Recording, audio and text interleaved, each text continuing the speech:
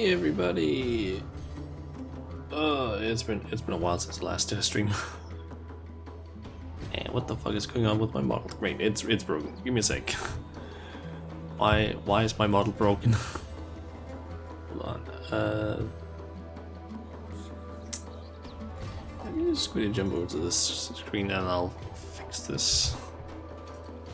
What the fuck happened?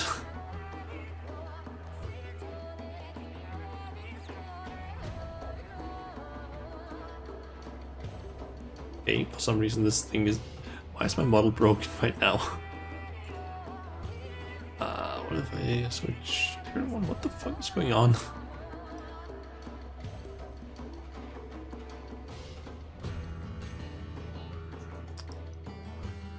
I think my software is just like...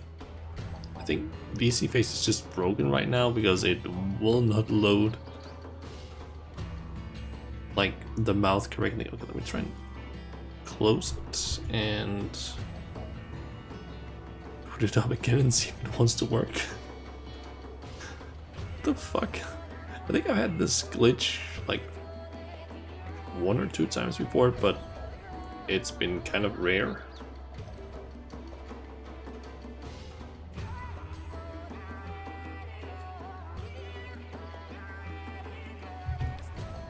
It seems like it's working correctly now. I don't know. Now the mouth is at least not fucked. But for some reason it wasn't that before. I don't know why. But yeah, welcome back to another stream. It's been like 2 or 3 weeks. I'm actually curious, when was the last stream I did? What does the recorded video say? That was on the 4th this month. So yeah, it's been exactly 2 weeks. It's the last of the stream. Yeah, I kind of wish that I was doing more streams, but the internship kind of makes it so that I don't get home until like, what is it, like 5:30? Between 5:30 and like 6:30 is when I get back home, and I'm usually kind of tired after the internship, so yeah, that's why I'm not really doing a lot of streams. Yeah, I've already mentioned, I think I mentioned that maybe like last time I streamed, but yeah, I can't really do too much about it. I mean, there is technically a chance of maybe working from home during the internship stuff, but I haven't done that yet. But yeah. So, in between last time I streamed, which was Hollow Knight, and now we have, I think we had a patch at the start of this, like, it was like Tuesday this week. We had a small update. It didn't really have a ton of stuff in it.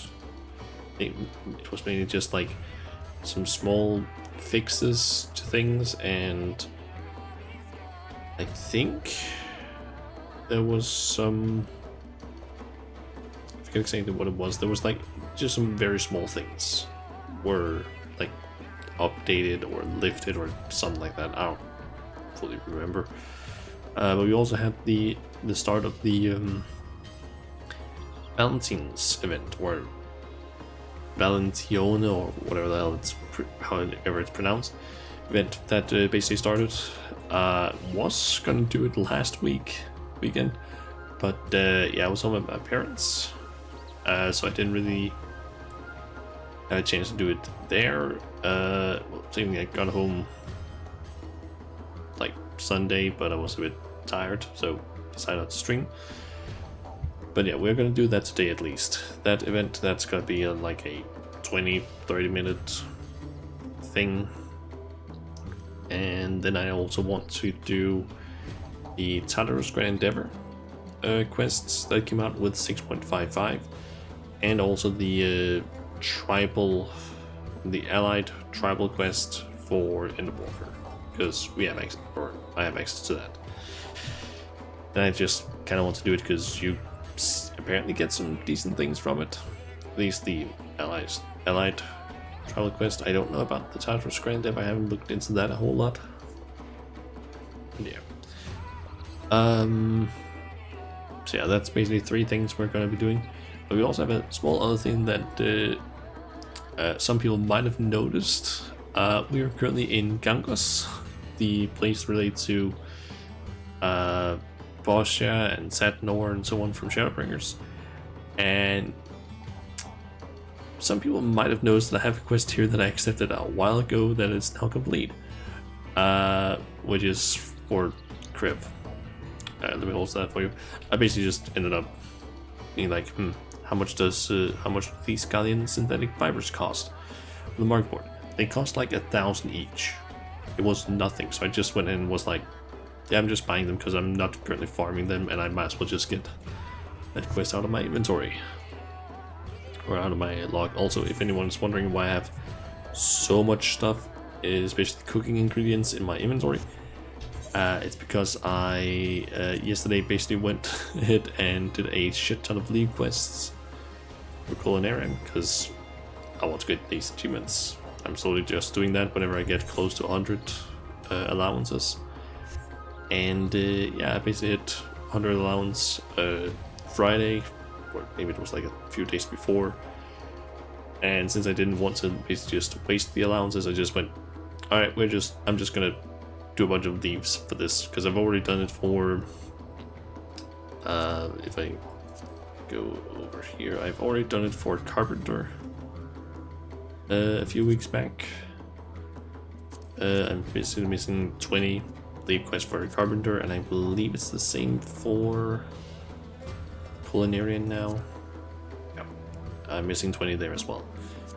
The reason I'm missing 20 is because I could technically finish it up. The problem is just that I think there's like, I forget the exact amount, but I think there's 10 leaves. I mean, it's either 10 or 15 leaves that I can do that are just the normal leaves.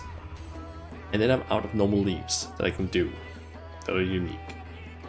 And then I would have to basically do some of the big ones that were introduced in Heavensward and only Heavensward, which required 10 leave point or leave allowances to basically do one of them. So that's why I'm not doing the last 20 right now for the different ones. Yeah.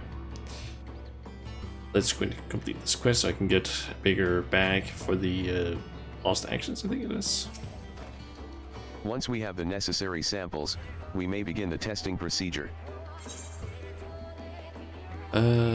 Jill's shorn from an Imperial uniform, proven to be exceedingly non-conductive to either. Basically, these things you would need to do, I think it's critical engagements in the Southern Front. But yeah, I haven't done that in a while, so just decided not to do that. Just buy them because they were cheap. Yes, this will do nicely. Now, may I examine your holster?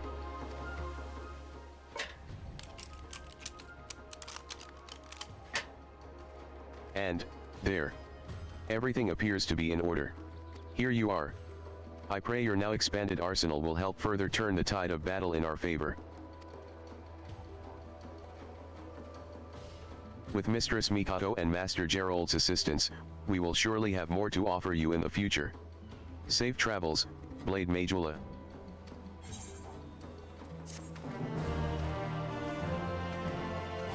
The maximum capacity of the Lost Finds holster has been increased by 10. Okay. So that means that I guess I can just hold more items in my in the Lost Finds.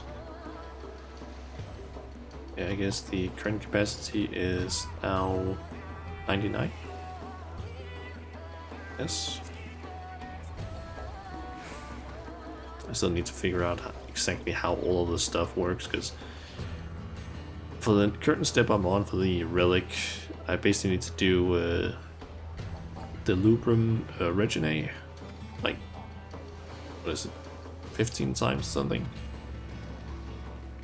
It's 15 times. Oh wait, it's... I think it's 5 times I need to do it in order to do, or in order to get all of the Time Worn artifacts, I believe they're called. The only problem is just that usually whenever there is a group, like in the party finder for it, they usually are like, hey, you remember to have actions with you and whatnot, and I have no idea which actions they are, so I need to like look that up. Yeah. Anyway, let's head over to Dania. Oh yeah, another thing I actually also managed to do in between the last time I streamed Final Fantasy and now, I finished up all of the Valentione relics. I was able to basically get the last few relics finished up yesterday in terms of the Mahatmas. Basically the last step where you need to get some, you basically buy some small crystal thingies, magics I guess they are, and then you just need to do a few dungeons or trials or whatever, basically just any content that basically gives you some points for it. Get 40 points and then you're done with that one of them, and you need to do that 12 times in total. And I basically found out that Thorn March Extreme is, for some of them at least, like for some classes, it's the best one. But not always, it kind of depends on the class and your gear and whatnot. Let me just print that down a little bit. Have the music bit up. Okay. So, Astrid. Let's get started on the symbol of love. Astrid is not so subtly indicating her desire for you to approach. So XP, Gil, and Love Heart. Your emote. Hello there, friend. Can you feel that? Love is in the air, just waiting to be snatched up by questing hands. That means Valentine's Day is upon us once more, and I, Astrid de Valentione, and my fellow emissaries are here to support all who would avail themselves of this bounty. Oh, but I know you, Shauna. Forgive me, I do get so caught up in my introduction. It is an absolute pleasure to see you again. I think you probably recognizes you if you did the quest last year. Yes. Come to think of it, an intrepid adventurer like you might be just what I require. Might I ask a favor of you? A fellow emissary by the name of Emily departed earlier to prepare a little surprise for our festivities, you see, but she's been gone for quite some time. I would like you to make sure she hasn't gotten herself into trouble. I would go myself or ask one of my associates to check up on her, but all are busy guiding our love-starved revelers. Will you do me this favor? I am in your debt. Before she left, Emily said she would be practicing under the trees near Fenwyll Fineries. No doubt you will find her there. I wonder if Emily is the girl that liked, what's it called? More girly clothes, I believe. He said.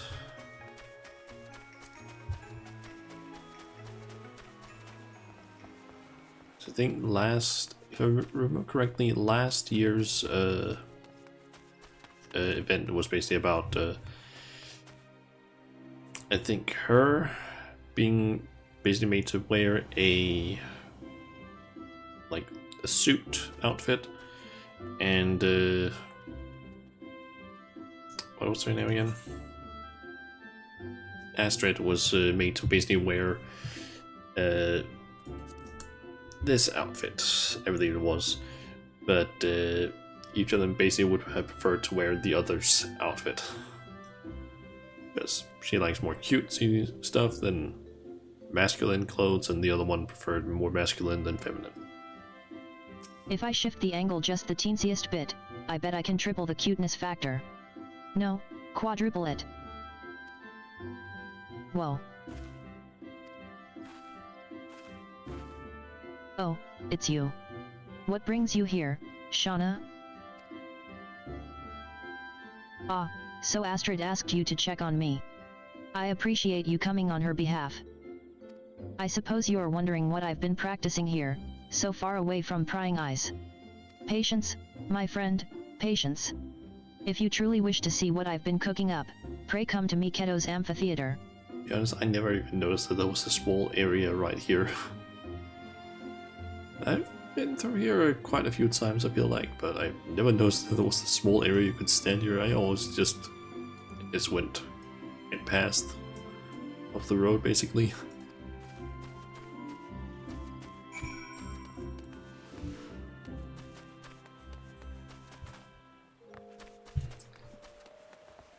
Okay, I can see a few people as well. These two are from the Scions, and if I'm not mistaken on my lore, Ultra Boulder is basically the brother of Hoary Boulder, who is a person we interact a bit more with in the Scions. And if I'm not mistaken, Aenor basically has a thing for yeah, the two Boulder brothers, or something like that. I don't know. 'Tis good to see you again. We're using Gridania as our base of operations, honing our skills while offering our assistance to the guilds as they require it.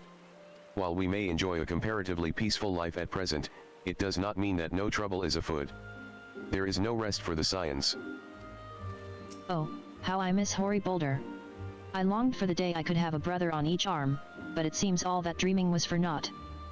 My appetite is lost, and sleep does not come easy. I can scarce hold my bow without my hands starting to shake. Could this be? This lack of brotherly love must be causing me to suffer withdrawal. Oh, help me, Clemens. Wouldn't be surprised if maybe once the quests are done, once I'm done with the quest, maybe there's gonna be, I don't know, several people about. Until 5 years ago, this amphitheater stood in the northern part of the city. Then the calamity struck and all but leveled the poor place. Thankfully, the Carpenters Guild collected up the pieces, carried them over here, and rebuilt it just as it was before. I cannot go a single day without looking it over, so afraid am I that some chip or stain has marred its... Yeah, there's apparently a northern part of the city, but it's completely closed off. I think there's like a gate up here, but we can't go through. Because yeah, all of North Shroud basically got, or not North Shroud, well, technically part of North Shroud basically got destroyed. The calamity.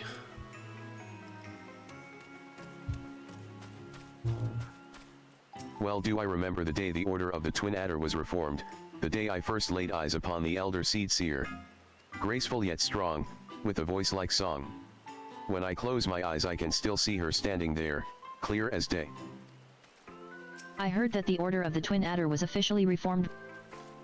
I don't think those are event NPCs necessarily.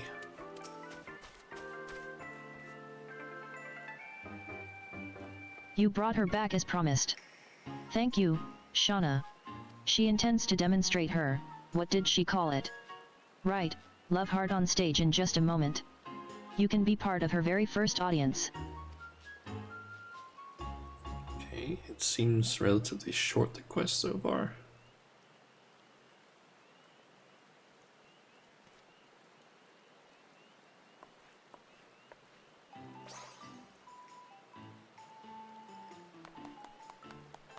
That was, yes, cute. So this is what you've been working on. The Gridanians are a reserved people who have long been reluctant to openly express their feelings to one another. Yet I believe it is of utmost importance that we open our hearts to those we hold dear, in this season of love most of all. Now is the time for everyone to shed their fears and wear their affections on their sleeve. That's what inspired me to come up with the Love Heart. I can only hope this simple expression is enough to motivate people to act. I wonder if I'm gonna have to go around and do the emote towards other, like, some NPCs.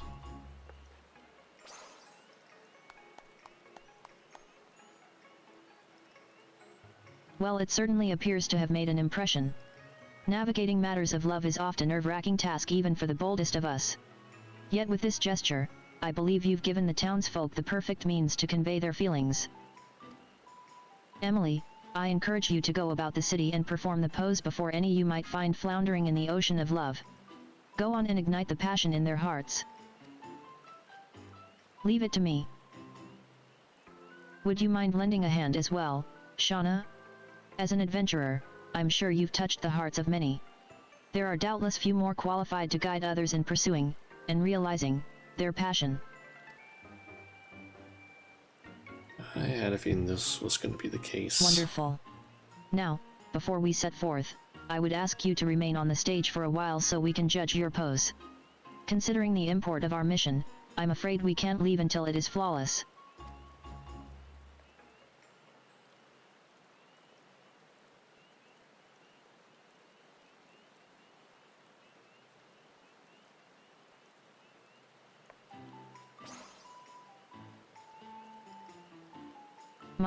I am equal amounts impressed and envious that you managed to perfect the gesture in so short a time. It took me ages just to get the hands right. Ideally, I would like you both to get started immediately, yet I do wish we had another emissary. Then how serendipitous it is that I am here to offer my services. Elisette?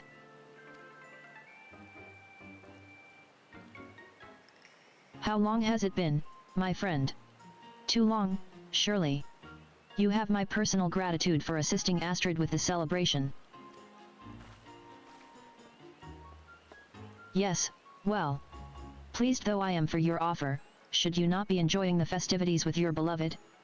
My adorable Astrid, though I may have relinquished the burden of leadership, I have not abandoned my duty as a herald of love. You said yourself that you lack for capable help. And I am here, yes? As a daughter of House Valentione, I cannot stand by as the flames of ardor dwindle. Let her help, Astrid.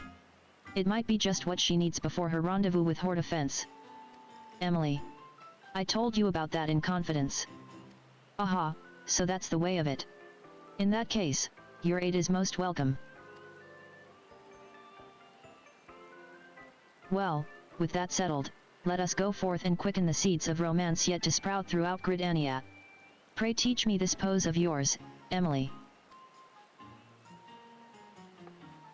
Yes, ma'am.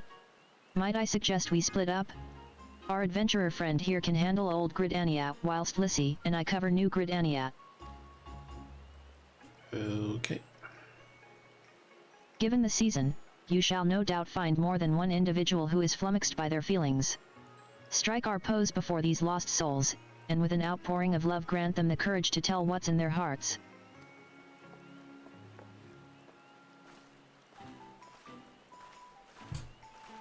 There are a few areas in particular I'd like you to visit once you're ready. Just say the word and we can begin.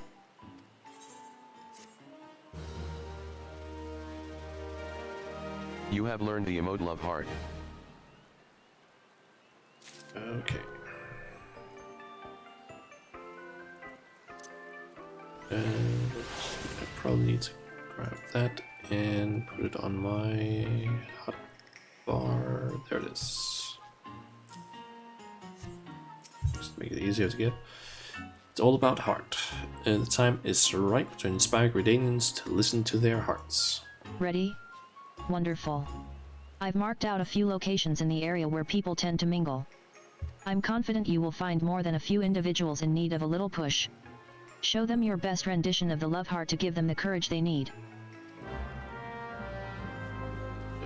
Okay.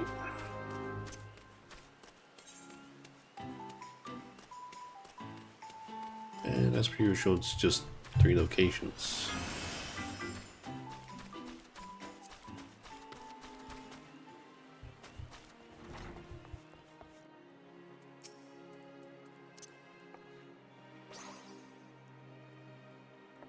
That is an adorable pose, but why show it to me? You meant to encourage me? That is very kind of you, but I'm afraid I find the prospect of confession daunting. Though, I could ask him his professional opinion on which vegetables are most suited to be cut into heart shapes. A completely natural question considering the spirit of Valentine's Day, yes? Truth be told, I've had my eye on him for some time now. I simply didn't know how to approach. But, thanks to your unique motivation, I've finally found the inspiration I needed. Though it occurs to me, how did the heart become associated with Valentine's Day in the first place? I hope to Nafika he doesn't ask me. Okay. Alright, I'm thinking of just teleporting up to the Lancers Guild.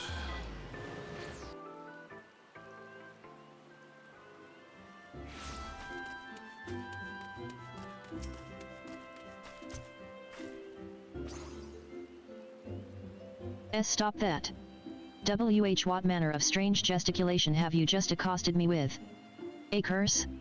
Nay, an insult? Explain yourself this instant. Oh, excuse me? I need to be brave enough to express my feelings? Are you claiming that I, a proud lancer of the Wood Whalers, lack courage of all things? Well, you would be right. I'm too craven to invite someone to a simple meal. But your gesture, now that I understand its intent, has kindled my warrior's spirit. I will carry out this task as if it were my sworn duty. My thanks, adventurer. And forgive me for assuming the worst. Okay.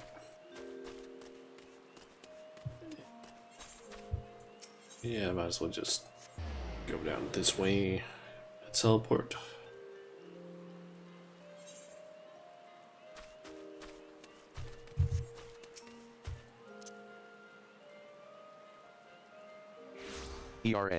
You pose quite the pose. I see. It's a symbol of love, a call to bare one's heart, scars, and all. My beloved stormed off earlier because I was terribly late for our rendezvous. I dared not tell her the reason for fear it would vex her further. I had been so preoccupied selecting a gift for her that I lost track of the time. I must apologize to her and explain myself. Thank you for helping me to see that, my friend. Mayhap there is time yet for a Valentine's Day miracle. You have taught the townsfolk to remain steadfast in the face of love and inspired them to act. Report the results of your efforts to Astrid at Miketo's amphitheater. Okay, and we're not quite done yet, it seems.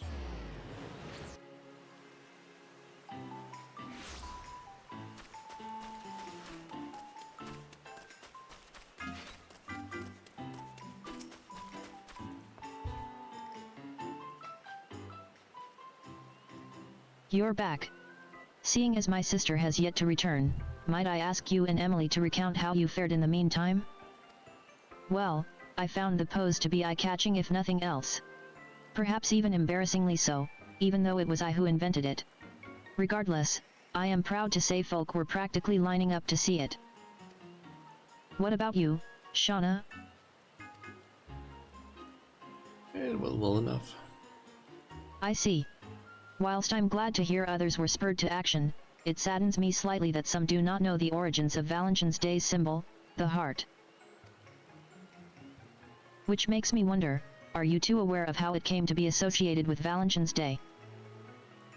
Not really.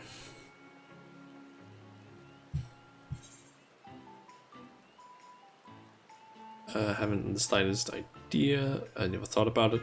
There's something to do with House Valentione thing? Maybe? Indeed. But that only scratches the surface. Allow me to elaborate. It all began with... Ugh. Lizette? Heavens, your face is white as a sheet. What's wrong? Horde offense, I saw him speaking with a woman in the Carlin canopy. They were alone together, speaking intimately.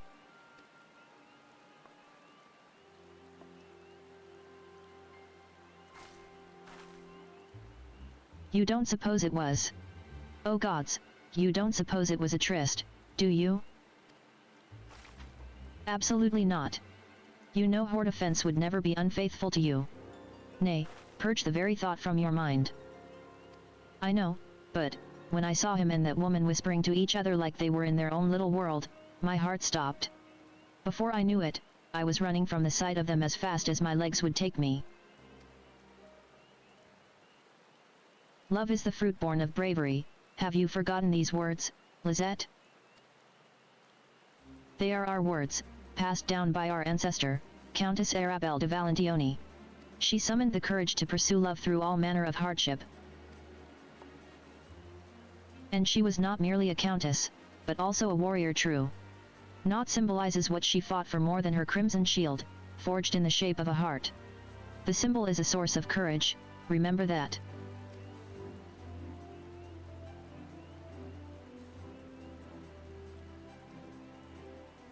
Thank you, Astrid. You are right. Countess Arabelle would be mortified to see her progeny act with such cowardice. I must honor her legacy. I am ready. Hors offense. If he intends to elope with another woman and live to tell the tale, he has another think coming. I'm guessing we're going after her. I am clueless as to the nature of Hors offense's connection with this mystery woman, but I dare say Lisette needs friends by her side. Might I prevail upon you both to join her? But of course. Leave it to us.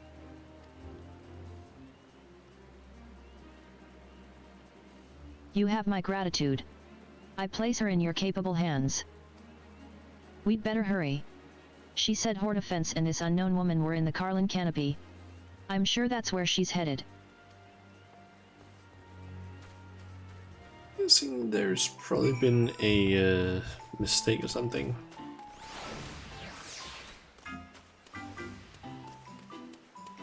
She probably thinks that, oh, he is unfaithful or something like that. But it turns out it's maybe something like, oh, it's his sister or a childhood friend. Or something, I don't know. Probably just like he's wrong about it and it's a misunderstanding. Most likely. But then we'll probably be sent back to Astrid and basically, yeah, get the quest completed.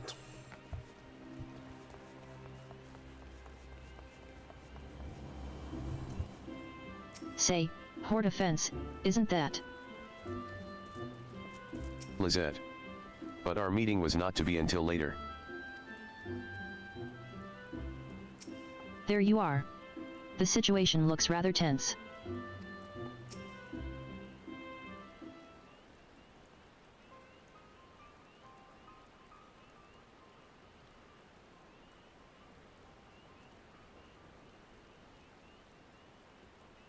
H Hors offense. WH who? TH that WW woman. Gods, she's lost control of her tongue. What should we do?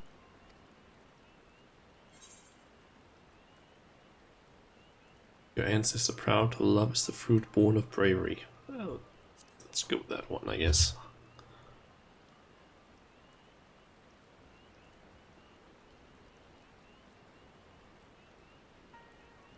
Hors offense, Pastor Watt. For what reason do you intimate yourself with this comely young maiden, knowing full well that another has entrusted her future to you? Well? Have you naught to say for yourself?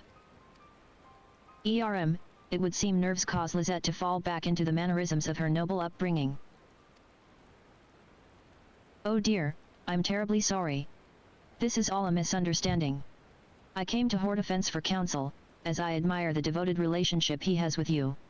I was hoping he could offer me advice in nurturing a similar bond with the one I adore. Lisette, my love. My first thought was that you could not bear to wait another moment for our meeting. But now I see you could not bear the thought of me with another. 'Tis as if the very Fury herself stands before me. A goddess in both spirit and flesh, full of passion and devotion. Oh, what a fortunate man am I.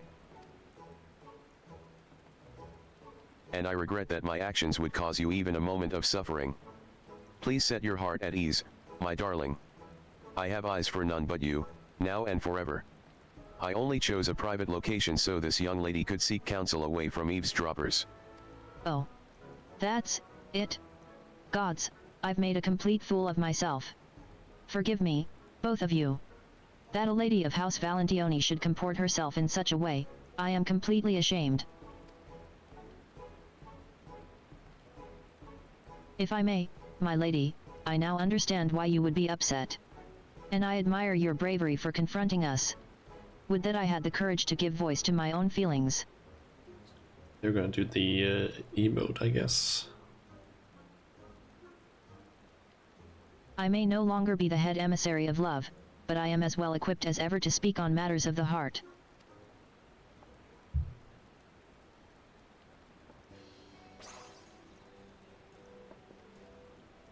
Love is the fruit born of bravery, my dear. Though it is terrifying to bare your heart to another, it is more terrifying still to live never knowing what might have been. You must confess. I promise you the risk is worth the reward. I suppose I would regret it for the rest of my days if I never found love because I was too afraid to fight for it. You're right, my lady. I will do my best.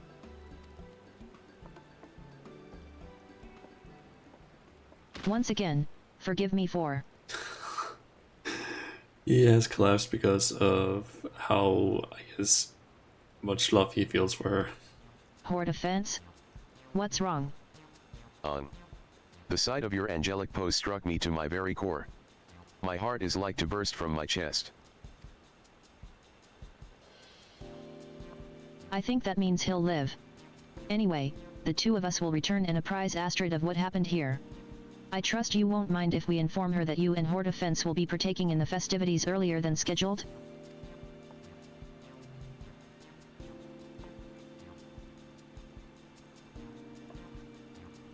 Well, 'twas our plan from the beginning. And it would do much to smooth over this little misunderstanding. Please extend my apologies to Astrid for any worry I might have caused. Let us return to Miketo's amphitheater and give Astrid the good news.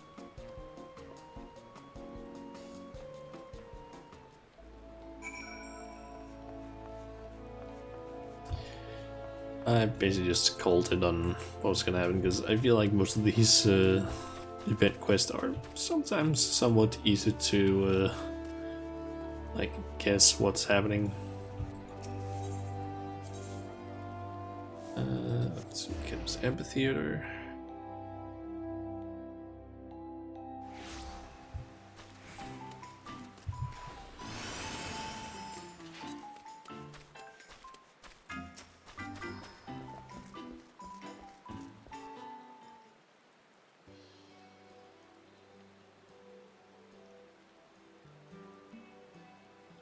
Oh, I'm so relieved.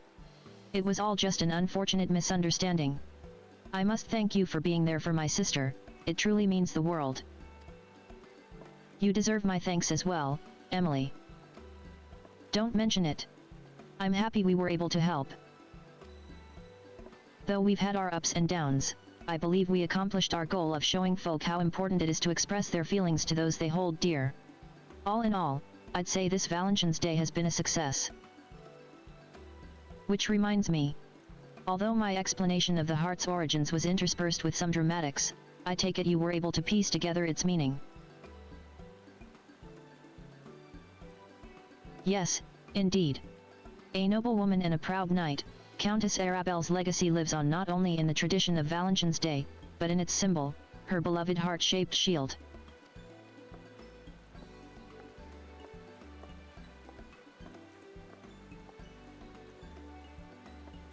In commemoration of her brave pursuit of love in the face of insurmountable odds, the heart came to symbolize her, and eventually, the very concept of love itself, capturing the imaginations of men and women around the world. Today, while many may recognize the symbol, few know of its history. With Emily's love heart, I believe people will become curious to know the story of our tradition, and for that, I am overjoyed.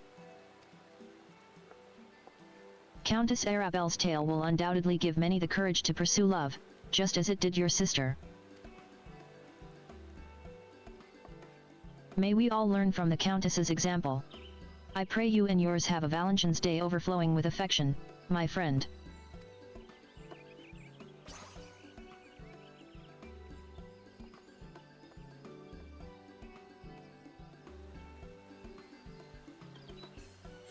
I wonder if they have those repeatable quests that they sometimes have. Heartfelt gesture. Nope, doesn't look like it. And okay, I can see that a few people have showed up. You have some of the Mughals. Look, Kyoko. All this ardor and affection is making my palm shine brighter than a star. If the heart is a symbol of Countess Arabelle, does that mean our heart-shaped palms are a sign of her blessing? Quay. Okay.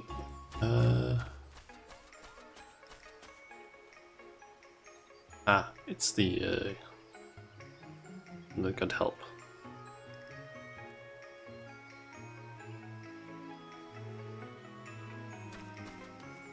Let's see, we also have set Horde Offense. I am happy to report that Horde Offense and I have been having such a splendid time that our little misunderstanding has entirely left our minds.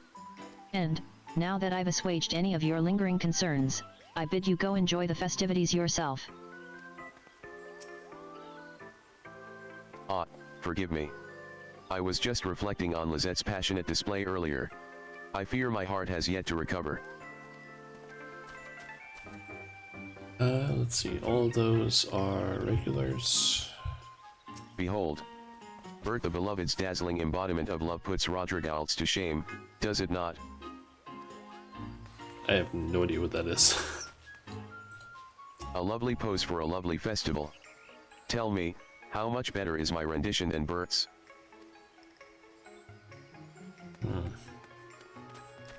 If you're fixin' to ave one of em heart-shaped chocolates, ye can pick em up from the purveyor air. I'll ave ye know their flavor is as rich as there is to be. Some hundreds o' years ago, the Culinarians Guild was honored by House Valentione with the sole privilege o' baking these heart-shaped treats, yesy.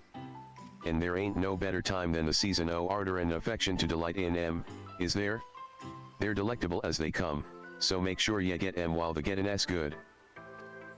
I believe that's the guild leader of the Culinary Guild. Let's see. There's the chair. I don't think I have any of those. So just on the same side, let's get 6 of these. I believe I already have, yeah, some of these, so I don't need that. And then there's heart chocolate and white chocolate.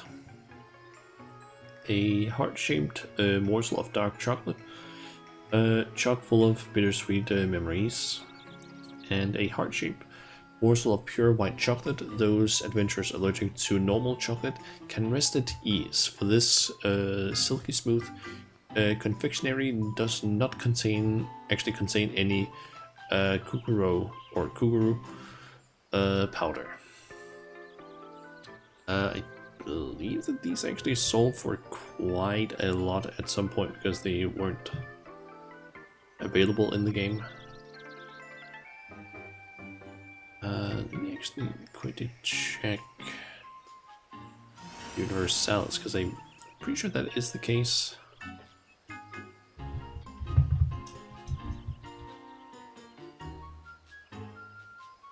Let's see. Heart chocolate.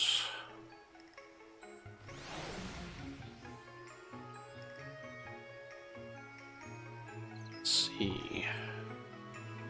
Price history. Huh. Actually, they aren't as messy as I thought they were.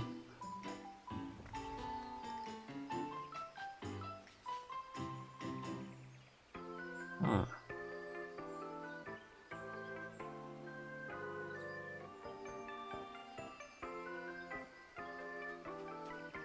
Apparently it did have a spike up to like 2,000 gil per unit, like around the 15th, but apart from that, or it sold for that at least at that point, but it hasn't been that high, honestly.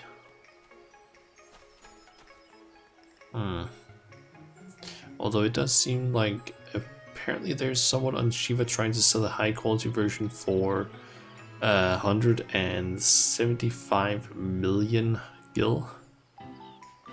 It's quite a lot. What about the white? Chocolate. Okay, the same person is trying to sell that for 275 million on Shiva as well. The prices for the white one is a little bit more all over the place, but it seems to be around 100 to 1,000 ish.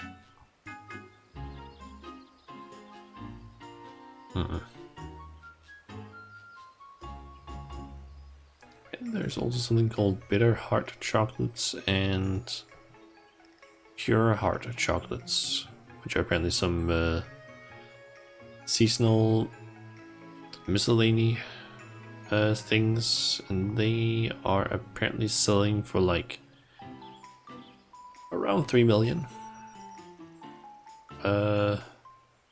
each, and I'm thinking that's probably because you could only buy them at some point during the game and they aren't available anymore.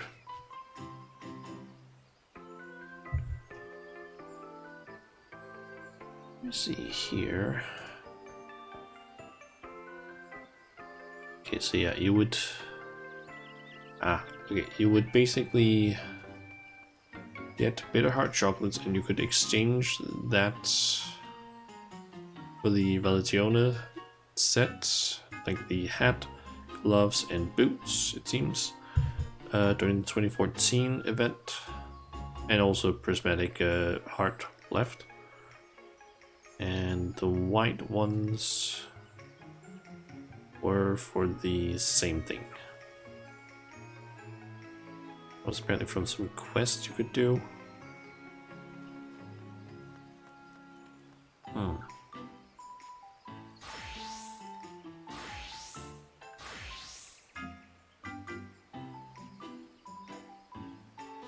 well. Yeah, that's a while ago that those were available, so it kind of makes sense why they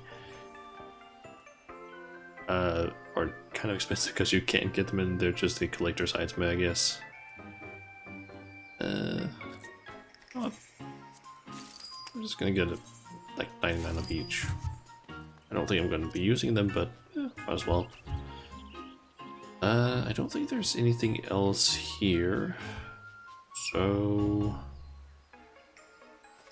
let's see. I think I can head off to Shadian first, because I'm pretty sure that that's where I start the Tartarus Grand Endeavor stuff, if I'm not mistaken. You also have to figure out where the Allied Tribal Quest starts, because I have no clue where that is. So maybe I'll just quickly search for that.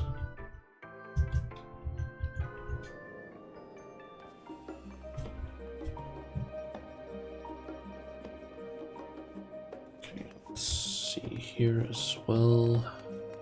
Treasured Bonds, I believe that's the quest.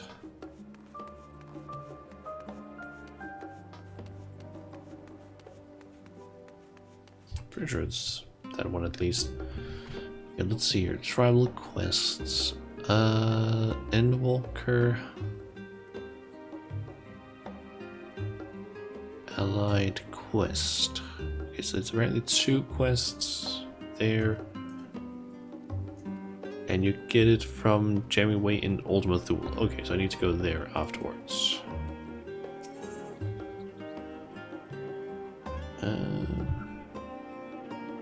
Let me also just quickly make sure that it is Treasured Bonds.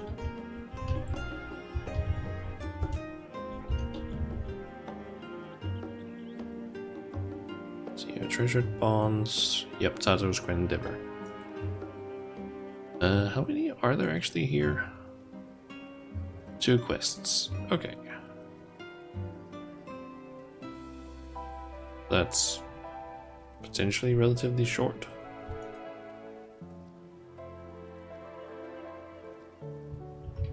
Maybe, I don't know. Regina seems eager to share something with you. Shauna, I have wonderful news. Thanks to your tireless deliveries, we are now overwhelmed with orders. Mistress Tateru's plan was a success.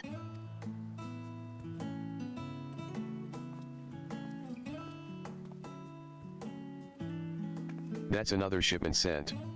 I don't think I've ever packed so many parcels in my life.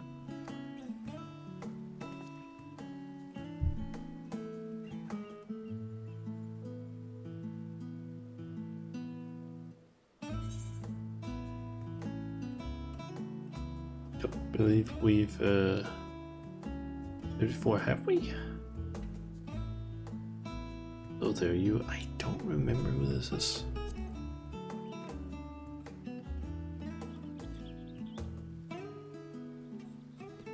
My apologies. Allow me to introduce myself. My name is Hasdod. Like so many Hanish refugees, I left my home in Palakistan and came to Charlayan during the final days. You saved my life more than once. I've been working at Tateru's boutique with Murjina and Varsarad, albeit behind the scenes. It's rare that I have occasion to visit the storefront. An unfortunate side effect of the constant demands on all our staff. Though I think we would all agree that the hustle and bustle is for the best.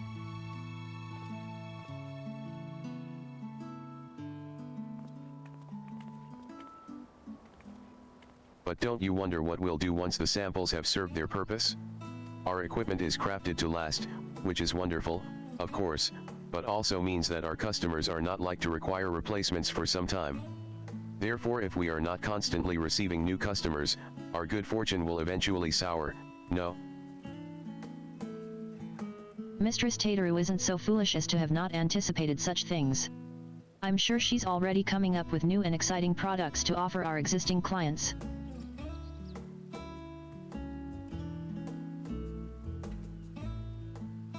Actually, I had an idea of my own.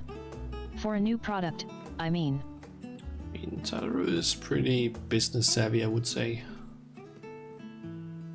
In fact, I presented it to Mistress Tateru just the other day, a new uniform to outfit the academics and researchers of Charlayan. Oh ho, how enterprising. And what did she say? Well, she seemed hesitant, which I could only interpret as reluctance to hurt my feelings with explicit rejection. But then she told me to look into it further and draft a formal proposal for review. That's wonderful, Murjina.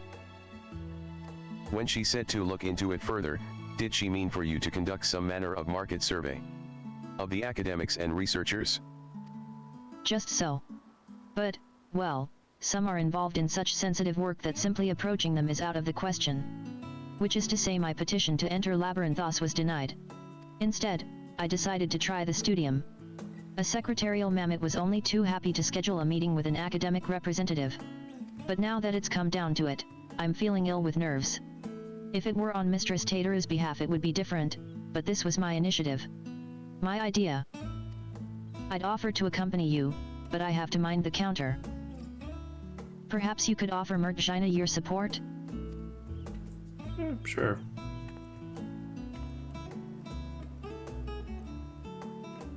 Oh, thank you. Can I come as well? I'd like to start thinking of what supplies we'll need for our artisans once your plan is approved. Of course.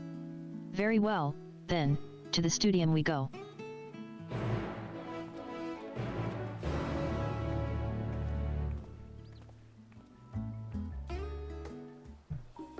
Okay.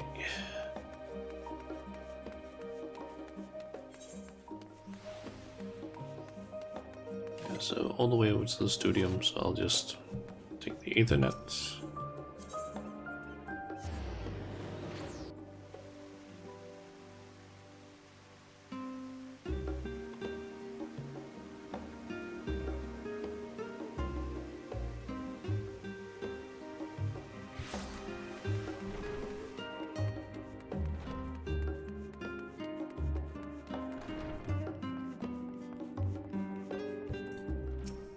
This building might well be a temple for how austere it feels. I'm glad I have your company. I was told Aki Aliapo would be meeting us here. I'm sure they will be along shortly.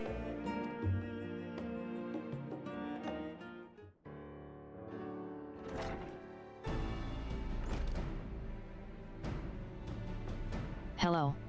Representatives from Tater Utara's boutique, I presume? Oh, Shauna.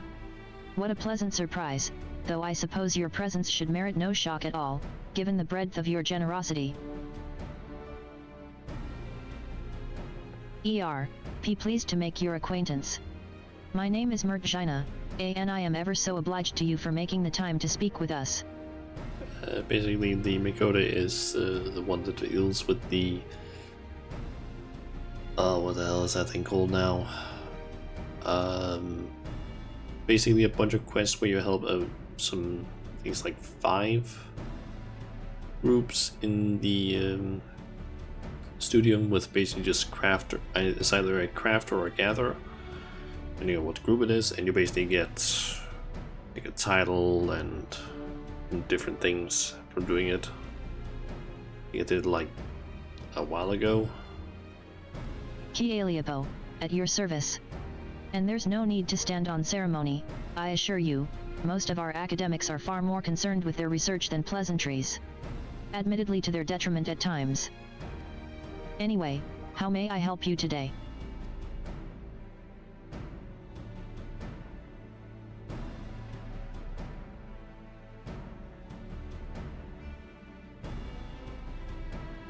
A uniform for our academics and researchers, you say?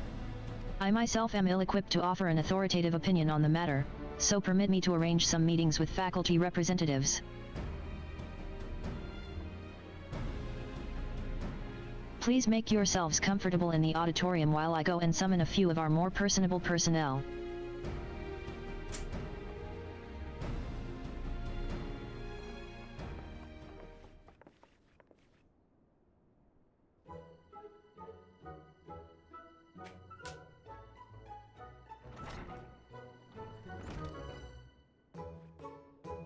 Ah, you.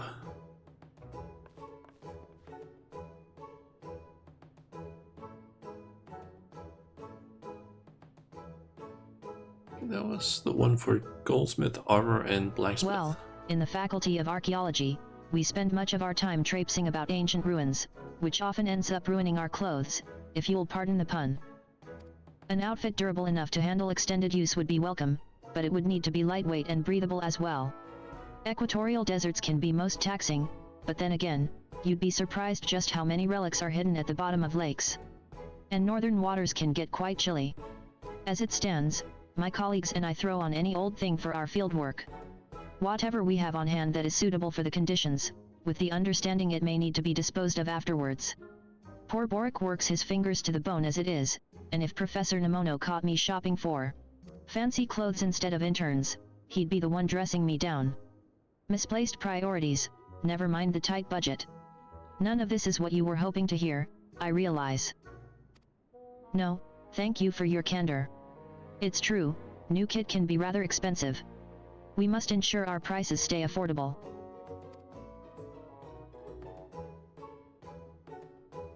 The ideal outfit for astronomers? I forget what his thing was, maybe. I don't remember what his thing was that could also have been goldsmith. I forget who it is exactly. I know the one that's like why am I playing on that now?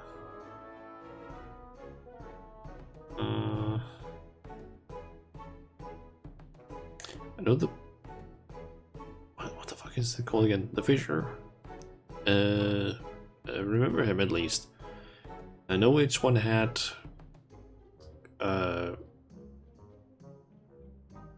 why am I playing on what the fuck these things are called? Culinarian and Alchemist. But most of the others I'm like, I don't fully remember. Wait, Jiromir mentioned something about fashion recently. When we were stargazing. What was it? 'Tis not the clothes that make the man, Jude, but the man that makes the clothes. Yes, very lovely and poetic, but I haven't the foggiest what it means.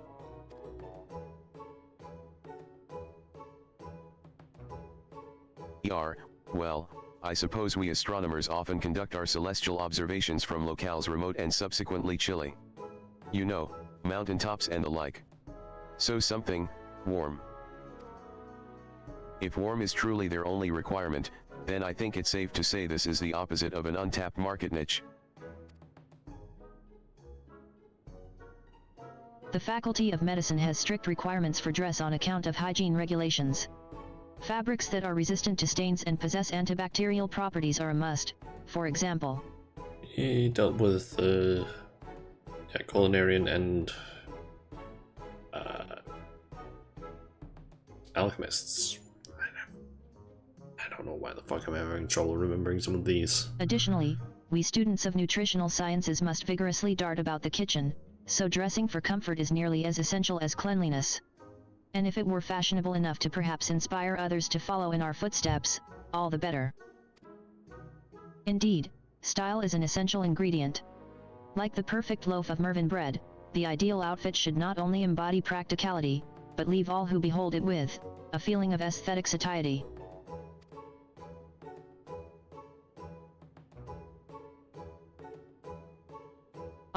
We require no such clothing in the Faculty of Anthropology. For we make all that we require right here. I believe they dealt with botanist and miner. Rather, Professor Tankin prefers to do so, that he may better understand how necessity begets innovation. I can't say I completely agree with the logic, though I suppose I've grown to appreciate his sense of aesthetics now that the professor and I are. But that has little bearing on your project.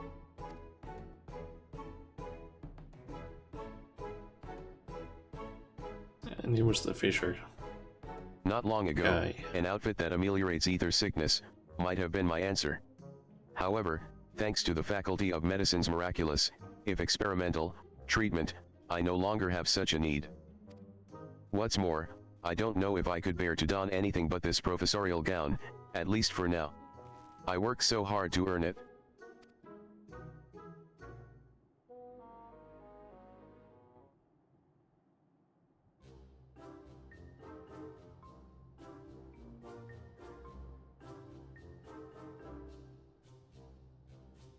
Seemed like most of them didn't really have anything that they could make for them. Well, how did it go? I guess maybe the alchemist slash culinarian ones must be something there, and maybe the where the Lalafell was the person that was talking. I don't know, to be honest. Everyone has such different preferences that I'm not sure if it's even possible to satisfy them all. So why not aim for all of them? A fair Or one concern. individually. The studium's faculties are filled with opinionated individuals, each with their own peculiarities. Additionally, our academics spend much of their time engaged in fieldwork as opposed to seminars, which further complicates stipulations of dress. In other words, we have our work cut out for us. Academics sounds just as unique as adventurers.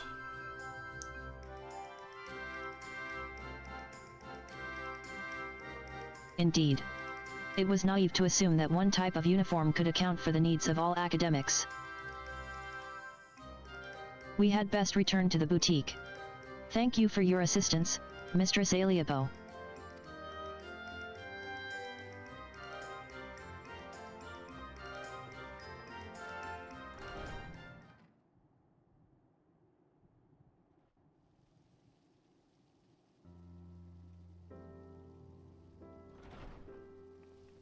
Like there's a more animated cutscene. And I truly thought I had a good idea. No doubt Mistress Tater knew its folly but had me research it regardless, so that I might reach the conclusion on my own.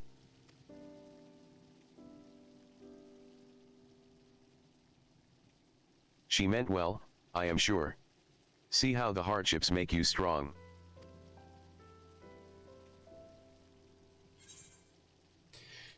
Maybe I've heard that expression before, but where? It's an important phrase to you, isn't it?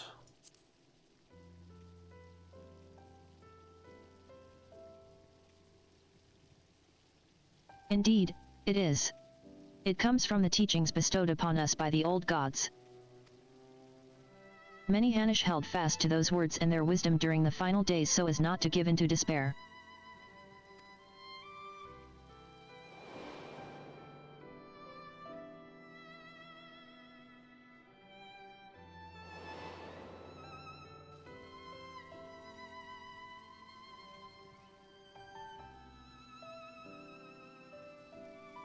When we call upon the divinities, it is not to beg for salvation, but for guidance. I thought the camera was gonna like switch or shift over so that we would see behind the pillar that Satoru was standing there. So long as we live by their teachings, there is no hardship we cannot overcome. This is a core tenet of Hanish faith that has seen us through much adversity since the founding of our nation. It is as you say, Hasdod. Yet until you did, it did not occur to me to consider how they might apply to my personal struggle. Coming to Charlion and working with Mistress Tateru at the boutique, I've met so many peoples from all sorts of cultures. But in trying so hard to accommodate their wants and needs, I fear my own heritage has become an afterthought. There is no shame in dedicating yourself to your work. And as we all have our limits, compromise and sacrifice are inevitable. It may surprise you, but once I aspired to become a steward. To look back on it now, it feels fanciful. Strange that we so easily let our dreams be cast aside by circumstance. I swore nothing would stand between me and my chosen path. And yet, here I am. I know the divinities will guide us wheresoever we go, but what if we stray too far?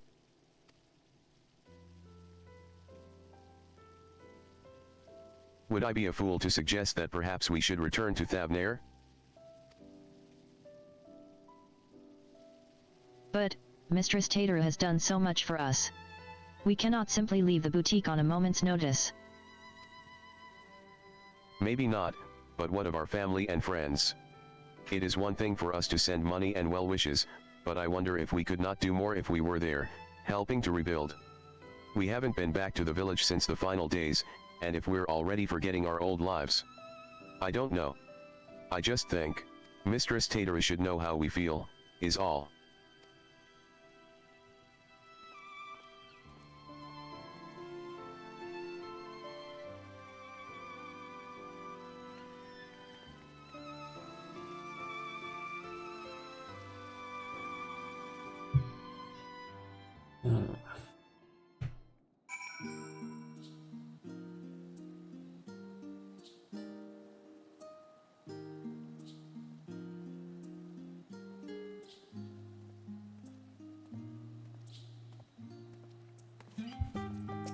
Varsarid says that Mistress Tateru should be stopping by soon. When I asked how she felt about returning to Thavnair, she said she'd need time to consider. For my part, at least, I think consulting with Mistress Tateru will help put my mind at ease.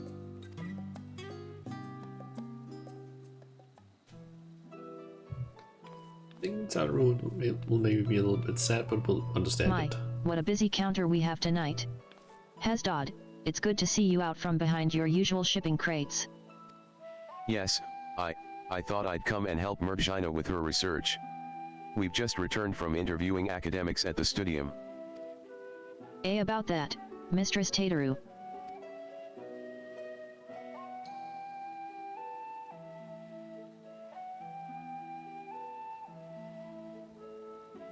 Suffice it to say, their requirements were all radically different.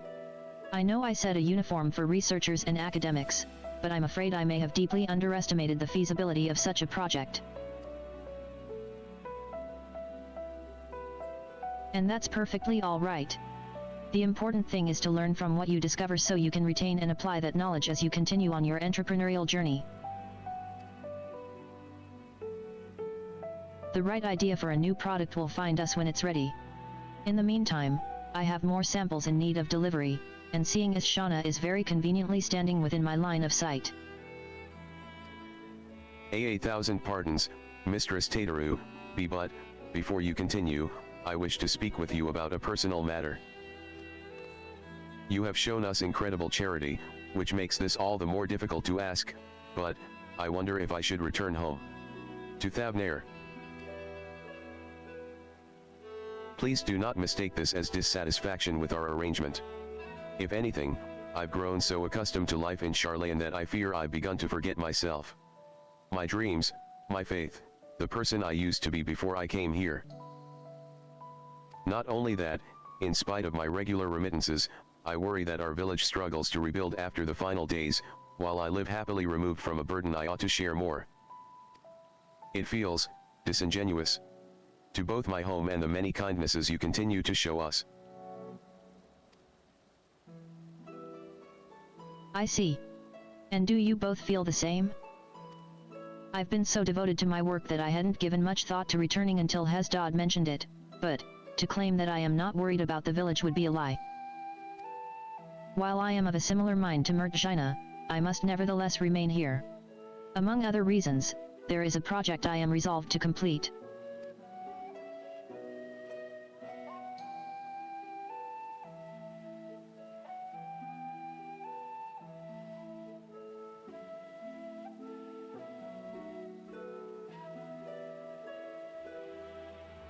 Well, I would be very sorry to see any of you go. But if remaining here causes you grief, I will spare no effort to see you safely home. Which is why I have decided that our next set of samples shall be delivered to Palaka's stand. Furthermore, I ask that those who wish to visit accompany Shauna on her errand. Seeing how your village fares is no doubt the best thing for you both right now. It will help you to understand your feelings, after which we may proceed howsoever you desire.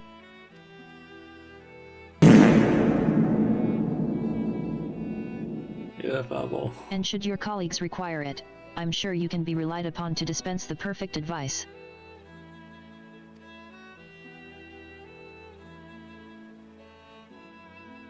Murtjina, Hesdod, give everyone my regards. It's 15k, the Then it's settled. I'll begin preparing the samples at once. what was in push-ups?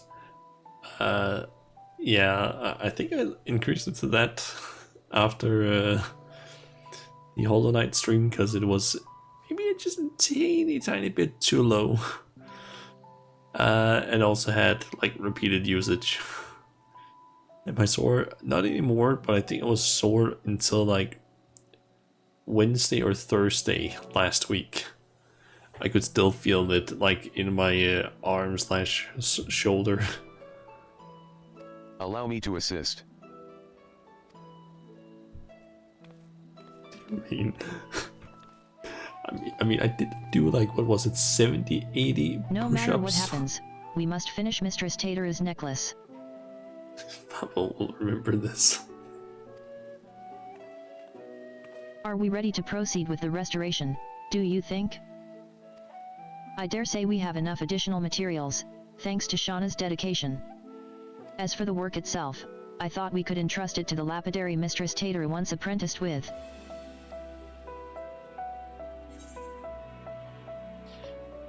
I'm sure that will mean a lot to Tateru. I was sort of hoping that I could do it. It'll mean a lot for Tateru. I'm glad you think so as well. Let's leave the necklace in Varsarada's capable hands and join Hesdod in Scholar's Harbor.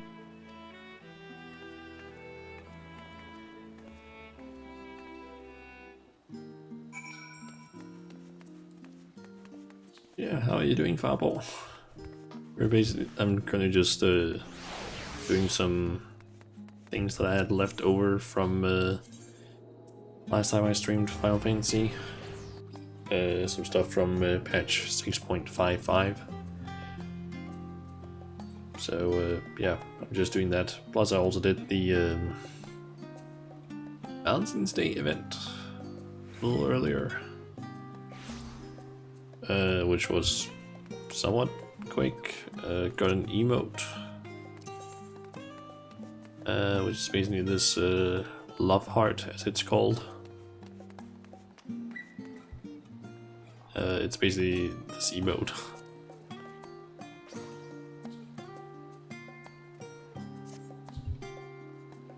Good to an online course for Microsoft Access to connect MySQL servers. So it's fine at the moment. Okay, nice.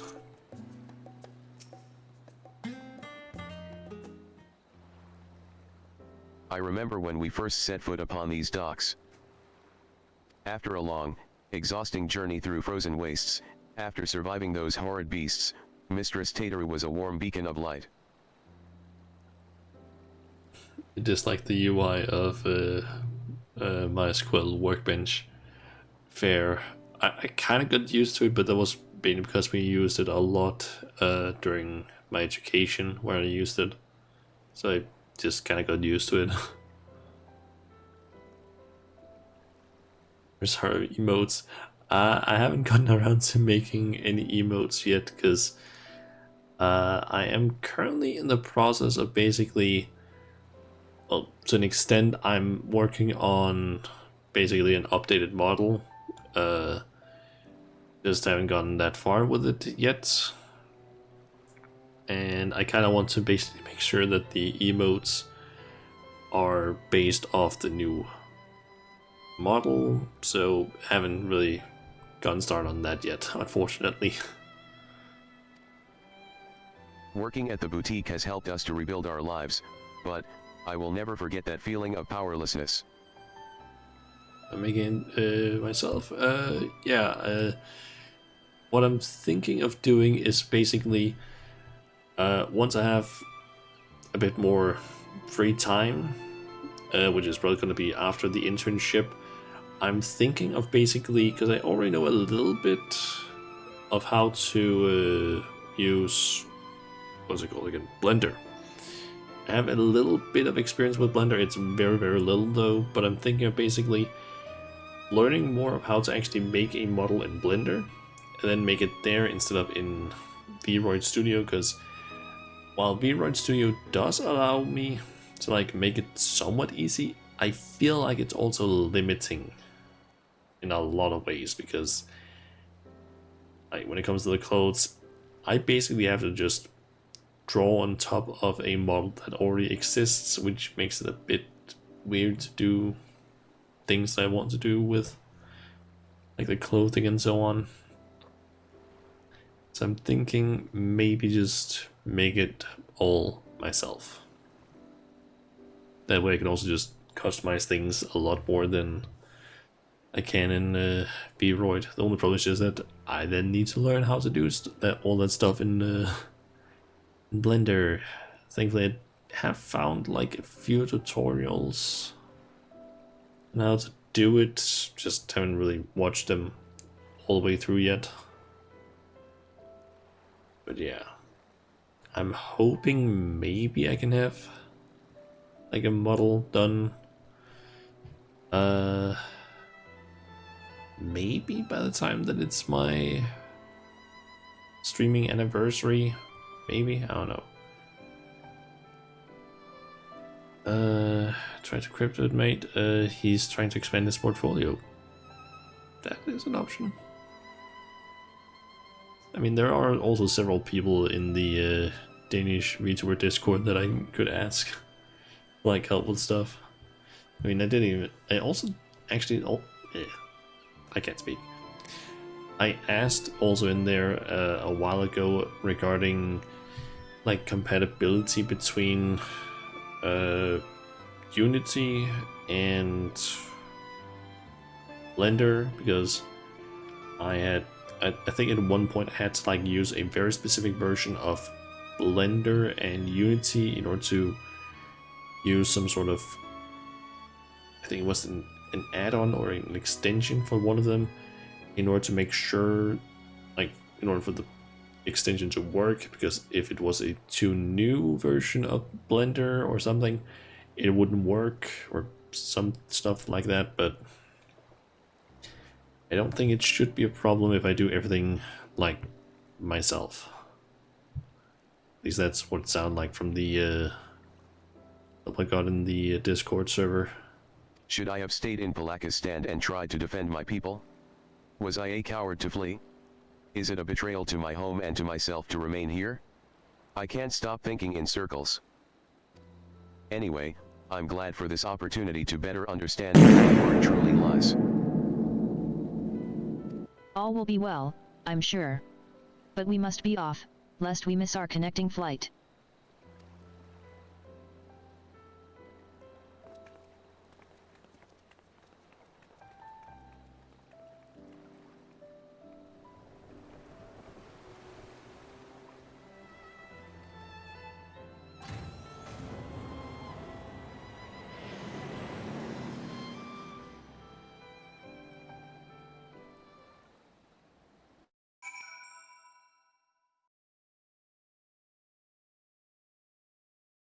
Am I like a stand now?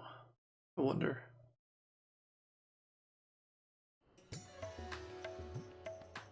Nope, I'm in Ratsatan. A lot of creative people you can ask for inspiration. Yeah. We're back. We're truly back in Thavnair. Was Ratsathan always this grand? I can't believe we lived so close yet so rarely made the trip. You remember how it was, village duties always kept us all too busy for travel. Defending pilgrims was trying enough for the stewards even before the final days. I wonder how many temple roads are still traversable. If even those in Ratsathan struggle to travel for worship, our feelings of estrangement may be more common than we think. Since we've come all this way, would you mind terribly if Hesdod and I toured the city on our own? Let's plan to meet in Palakistan anon.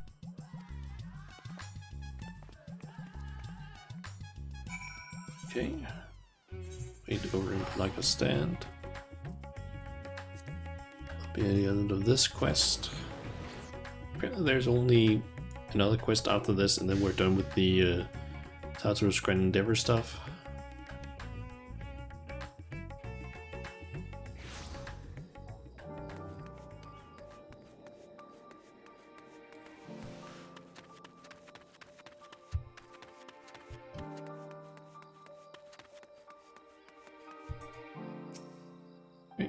Wait at the destination.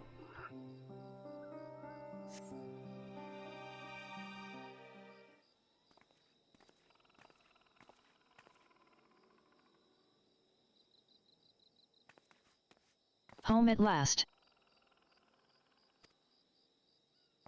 Yes, home.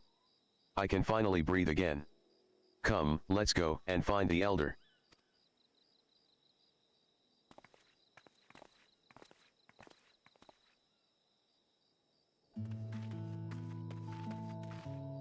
Elder Urave. Hasdod. Murgjina. How wonderful it is to see you. I have been so worried. Tell me, how is life in Charlayan? Are you being treated well? Oh yes, Elder. Our employer, Mistress Tataru, is the kindest of businesswomen. In fact, she arranged for us to accompany Shauna on her errand here, so we might enjoy some time at home. That is very good of her, indeed. I am relieved to hear you are being looked after. You are ever a guardian to our people. Thank you for seeing these children safely home. That Undertale music. How's this Undertale music? Now then, what is this errand you speak of?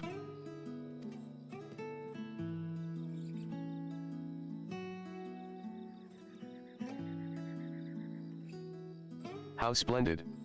Our stewards shall put these to good use, you may be assured.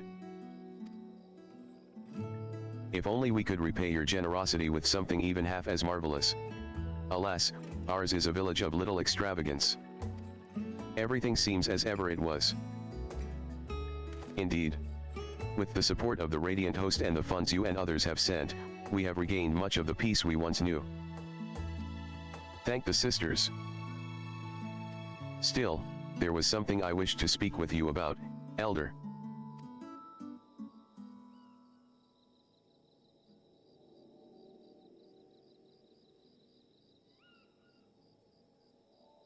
You are worried your heart grows distant from Thavnair. That you have wandered too far from home. But my child, it is only right that you should wander, that you should roam. Your heart's connection endures, no matter where you go. You yet think of us fondly enough to visit, yes. And send us what gil you can spare, do you not? Gestures, perhaps, but not true commitment. Should I not be here, with all of you, working to restore our village? There is no restoring our village, Hasdod. Without those we lost, Palakistan will never be what it was. We must instead do all we can to become a new village, with a new future ahead of us. Although the particulars of our path are not yet clear to me. How so? Ours has always been a settlement of stewards, as well you know, tasked with the protection and preservation of Thavnair's sacred sites. But we have seen our roads shaken and temples defiled by beasts. The material is not always within our ability to protect. What is everlasting is our faith, the bonds between our people and the divine. Through the old teachings, we remind ourselves of life's meaning. Yet if we wish to ensure our traditions endure for generations to come, should we not strive to do more than maintain our temples until pilgrims deign to visit? But I do not wish to tire you with an old man's musings. Surely there are other ways of ensuring our people remain connected to their heritage and faith. All we need is the right idea. Something new our village could offer. Well. My words seem to have inspired you, and with the worldly insights you have gained, I am sure any future you envision for Palakistan will be nothing short of remarkable. But there is no need to rush. Take some time to speak with the others and make yourselves at home.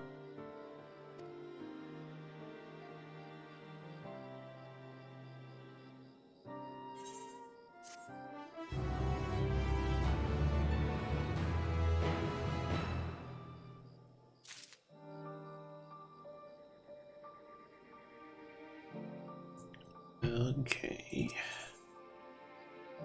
So, more precious than gil. Hashtag is deep in thought, and we have a mystery present. How foolish I was to think the answer would be so simple. I would come home, roll up my sleeves, and help restore our village to the way it was. I would find fulfillment. Alas, not all that was lost can be reclaimed. Our people face a new struggle, but perhaps by discovering new ways for the village to fulfill its duty, we might yet help our community. Exactly. Like the elder said, surely our experiences in Charlion have given us a unique perspective. Not to mention Shauna's extensive knowledge of the world. I'm sure that, between the three of us, we can come up with a brilliant plan to support Palaka's stand. Yes, you are right. And I'm sure that hearing how everyone fares will give us insights as well. Okay. Not a soul here will ever forget the hero of Palaka's stand. I am sure everyone will be just as eager to speak with you as us. There are also others with whom I'd like to speak. Once we've finished here. Of course. We mustn't forget to pay our respects. Hasdod and Merjina are now. You can, if you. Yeah, we're following. Okay, so I just need to go and speak with some people. I don't need to go into any special areas. Excuse me, I couldn't help but notice that beautiful equipment you delivered to the elder. As a weaver who crafts armor for our stewards, I would love to hear more about its origins.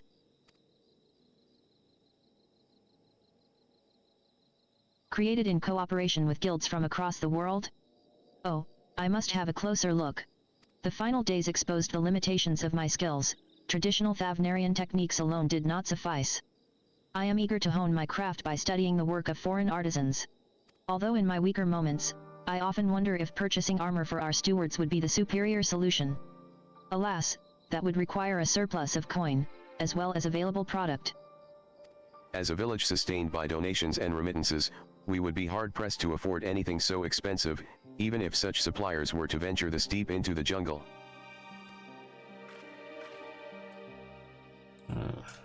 So potentially, I think one solution seems to be just have a way for them to just earn money on their own in the village, or make it more of a trading hub, perhaps. Oh, hello there. Staying for a while or just passing through?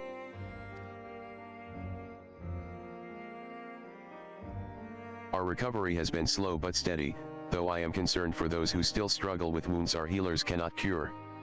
The final days may have passed, but grief and trauma are not so easily overcome. Or ever, for those who must accept them as constant companions. Ours is a tightly knit community, but I worry for those in the capital and abroad. I imagine it is difficult for them to honor the old teachings as they labor far from home. So many of us fled during those dark times. If only we could bring the comforts of community to all Hanish. Okay.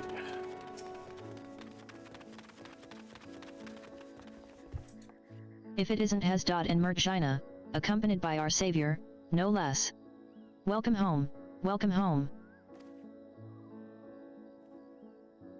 True, we're a bit short-handed these days, but we manage nevertheless.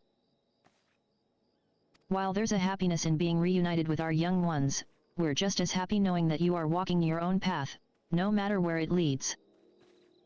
I remember Hesdod couldn't wait to become a steward when he was little, but as far as I'm concerned, sending aid from afar is just as praiseworthy as tending to the temples here.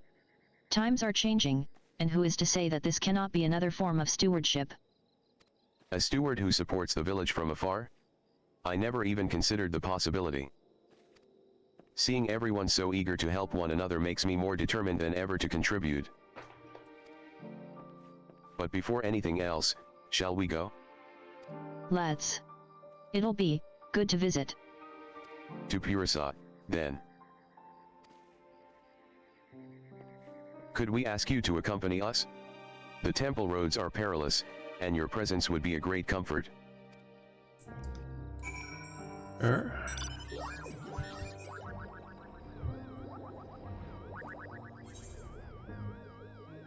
Okay, there's one place I can have a talk with them.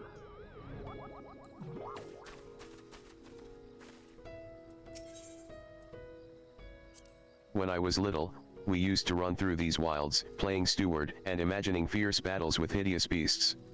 Got the scolding of a lifetime when our parents found out. But when it really happened, when the sky turned red and the jungles spewed forth unspeakable horrors, I could do nothing but cower. Perhaps that's why I feel so guilty for not returning. For not doing more, even if it may never be enough. But this time, I will rise to the occasion. I never used to give much thought to those who walked these roads before me. Countless pilgrims who risked their lives for faith. Aware of the dangers ahead, they pressed on. So strong was their devotion, so sacred the tradition. 'Tis a perilous path you walk, so it is written, and so too our forebears must have felt when braving these jungles to reach what would become our beloved home. Okay.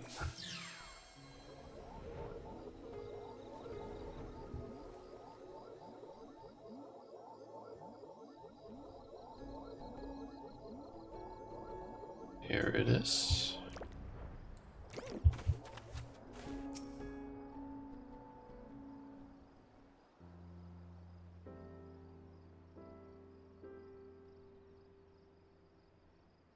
It's been a while. Yes. But we made it. I'm home, Mother. Father.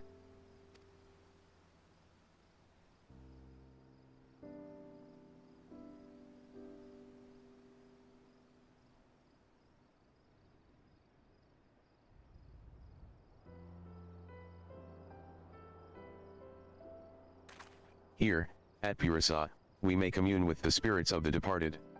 Neither Murjina's nor my parents survived the final days. I told them about how you saved us and that we're doing well. I know they will rest easier for it. May the next time we visit be to deliver glad tidings from Palaka's stand. Though I was relieved to find the village in a better state than I had feared, it seems there are still issues we might help address. Finding a steady source of income, for instance, so the stewards can be properly outfitted without overwhelming our weaver. I was also troubled to hear about those who continue to struggle without the support of a local community. There must be some way to provide respite. Yes, indeed. The question is what? Do you have any thoughts?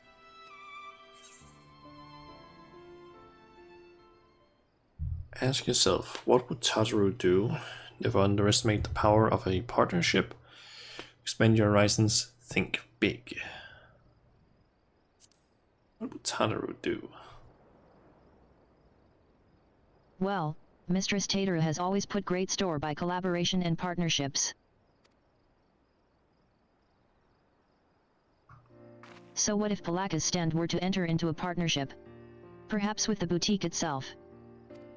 I think you're onto something. If the boutique sold wares the village produced, for instance, our people would have a reliable revenue stream. But what can Palaka's stand offer? And to whom? How about amulets and talismans? Or images of the deities? Something simple, created with love for our homeland and our faith. So no one forgets or feels forgotten. I like that. Our temples were created in remembrance of our ancestors and divine teachings, but reminders needn't only take the form of great works. A small keepsake may be just what our scattered brethren need to reassure themselves that they are still members of the community. This could be the answer we were looking for. I can't wait to tell Mistress Tateru.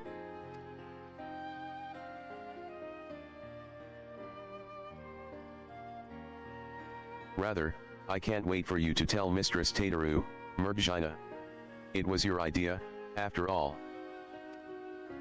Pa, a team effort, let us say. I certainly couldn't have come up with it without you and Shauna.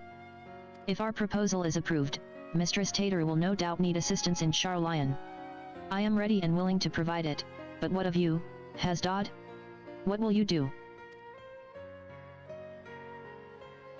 I too will return to the boutique.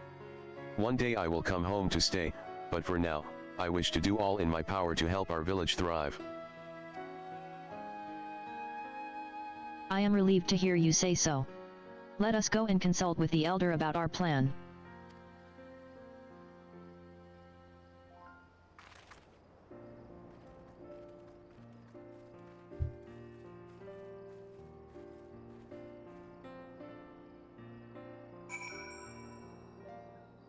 Okay. A elder? I hear you were kind enough to escort these children to Pirasa. Again, you have my gratitude. Are your feelings any clearer for it? I think so. Murgina and I talked it over, and we believe we have struck upon a new way the village might support our people.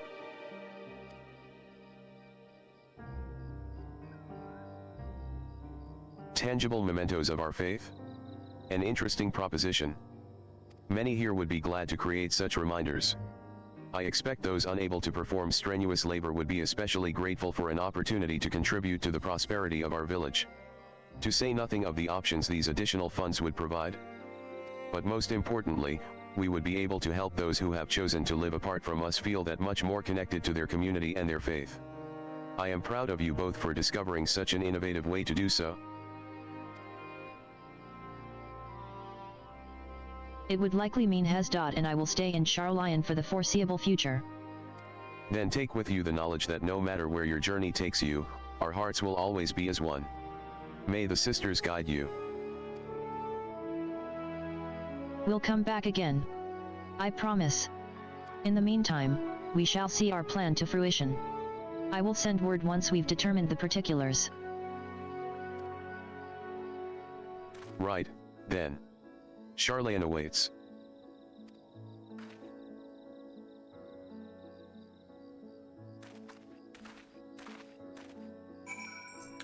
Okay.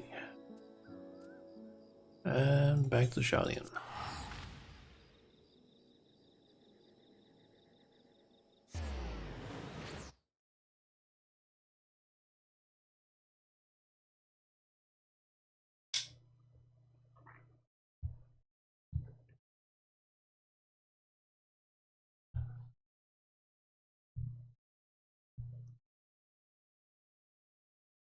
Wonder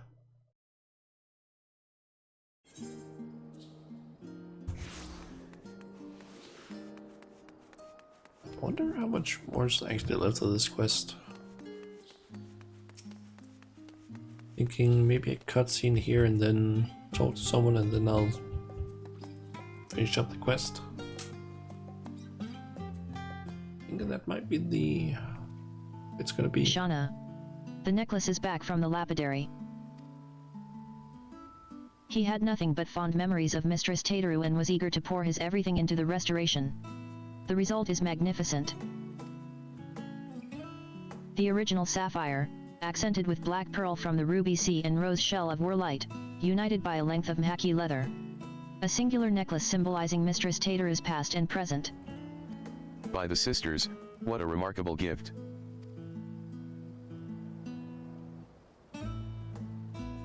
However, it wants for a finishing touch.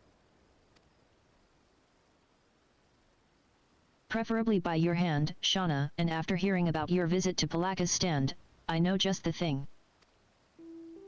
In short, we will be proposing a new line of products to help our people feel closer to their roots, yes? So, in honor of Mistress Tateru's roots, I would have you inscribe the symbol of Naldthal upon the back of the pendant. Be my honor. I'll do my best. It would be an honor.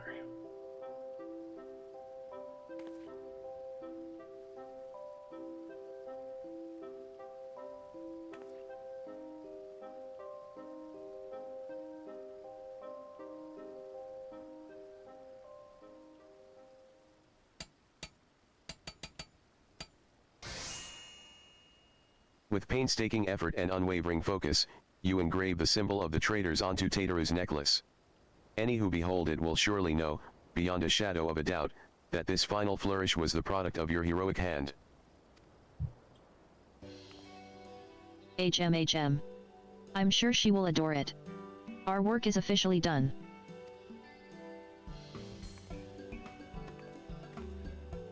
I've just received word from Mistress Tateru. She should be arriving in Scholar's Harbor soon. Let's go and meet her there.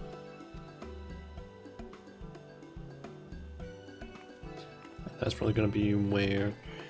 like, either that is going to be the thing that finishes up the quest, or we're going to have to go back here after the cutscene down in the harbor.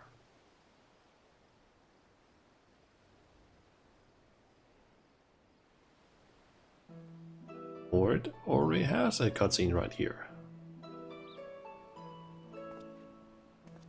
Yes, cutscene will happen, and then we'll just have to talk to someone up at the boutique afterwards.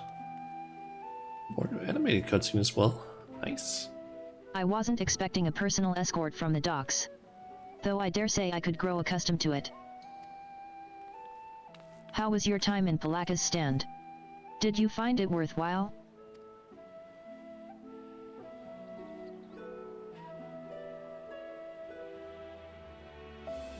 I wonder if they're actually gonna have like a model for the necklace. So while they do have interest in our equipment, matters of recovery are their greater concern at present. Recovery, yes, but also growth. Which may lead to a lucrative opportunity for the boutique, if you will permit me to suggest another new product. What if we offered handicrafts designed and produced by the people of Palaka's stand? Authentic works representative of Hanish culture. For those of us living abroad, reminders of home would do wonders to ease feelings of estrangement, and for others, such pieces could be appreciated as beautiful works of art. Our village is up to the task. You will not be disappointed. Doubt not their conviction, Mistress Tateru.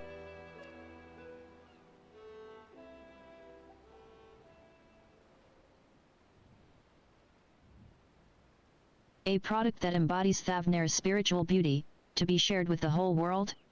Why, the boutique should offer nothing less. Though we've made wonderful progress with our samples, I believe it's time for a change of pace, and handicrafts born from a heartfelt desire to celebrate one's culture is bound to resonate with others.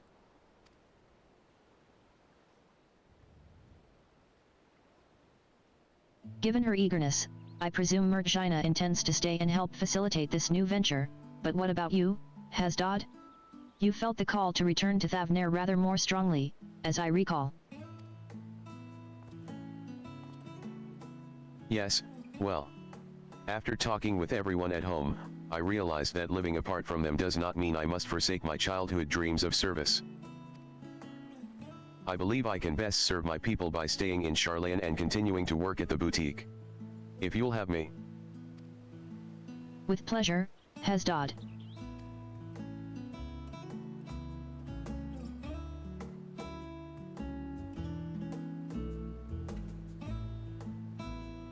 Mistress Tataru. If it would not be untoward, we would like to present you with a small token of our appreciation. For everything you've done for us. Just let the necklace have a model.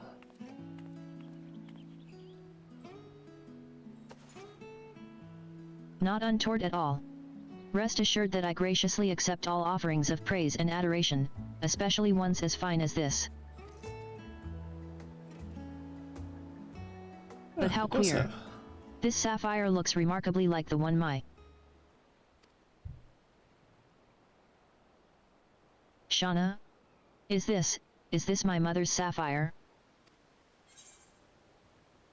Hers are now rightfully yours. Hope we haven't overstepped our boundaries. Can I put the symbol of Nalthal on the back? Hers are now rightfully yours.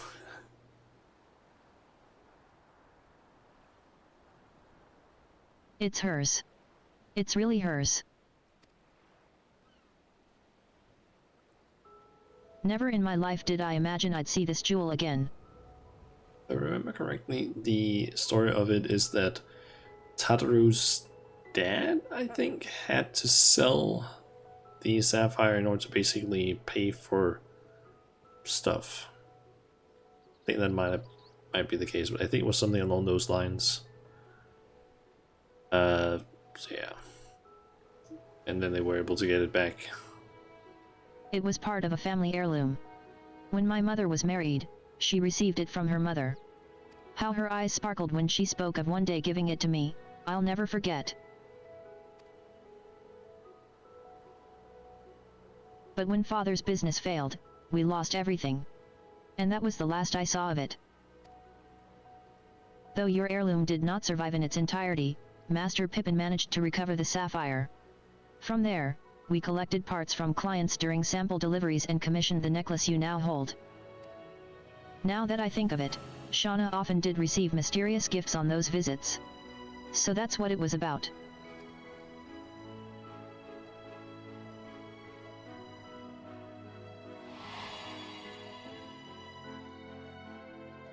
Time after time, I am reminded that a fortune in coin promises only a fraction of what a wealth of friendship provides.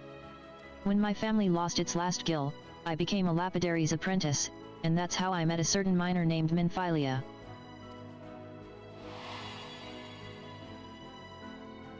We hit it off instantly, chatting every time she brought in gems for appraisal. And then one day she came not with her usual haul, but with an invitation to join the Path of the 12. The rest, as they say, is history. One serendipitous meeting, that led to so many others.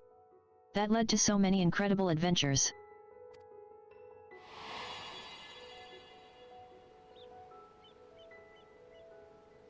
That saw a poor little girl reunited with a priceless memento.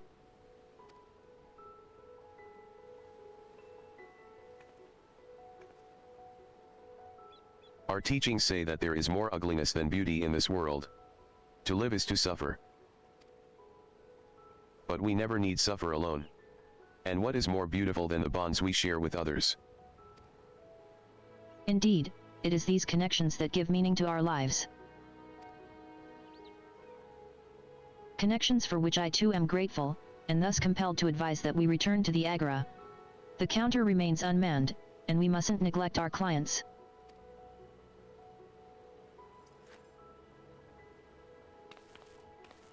Quite right, quite right. Back to work with the lot of us, we've got new products to plan.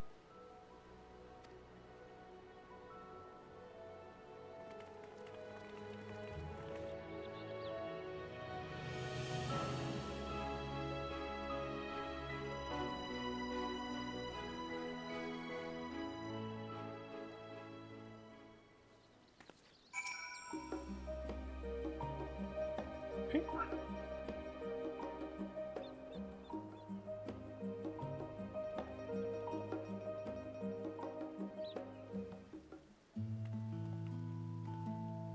Shauna. On behalf of the entire boutique, allow me to thank you for all you have done. I'm ashamed to admit that in our excitement to prepare Mistress Tatara's surprise, Varsarid and I failed to prepare something for you. And that sounds like the cue for Mistress Tataru. Muahahaha. Is she wearing? Nope. Very soon, Shauna here will no doubt embark upon another journey to corners of the world unknown, as she is wont to do. I was kind of hoping that she would be wearing that necklace. So to wish you well in making new friends, and to remind you of those who will always hold you in their hearts, I have prepared bespoke chocobo barding, crafted with love by one Tater Itaru. Ooh, chocobo potting. I think that's what it is at least.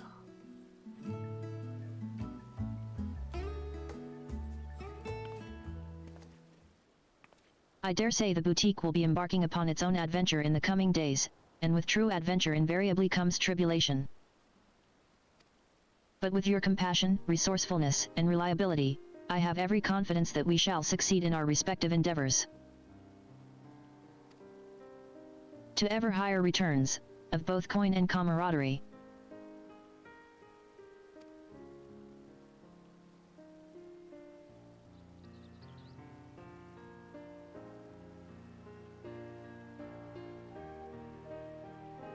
Oh, and don't think just because you are running off to the other side of the world that I don't intend to solicit your future involvement, Shauna. And putting your finger on the song at the moment.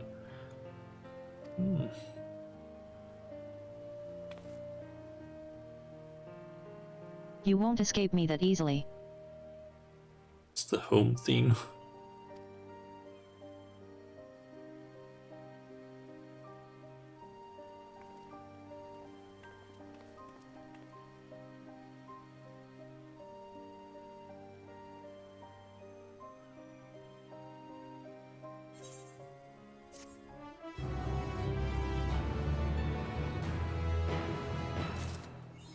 Okay, big dreams, found fortune.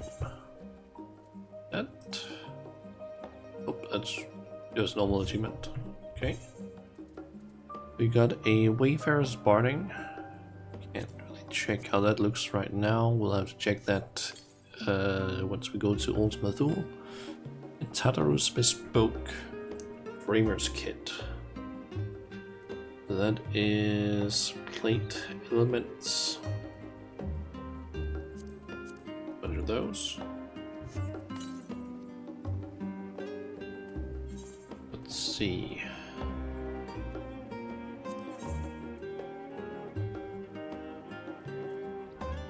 I don't think it's this stuff. It was base plate, top border, portrait frame, and plate frame. So I think I need to go under plate design. Let's see. So there's basically the picture of the boutique. What was else? Top border and portrait frame and plate frame.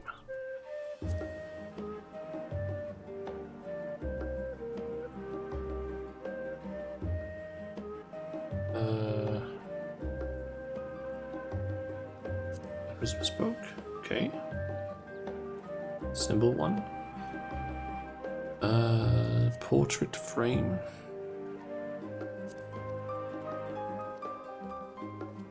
Not bad looking.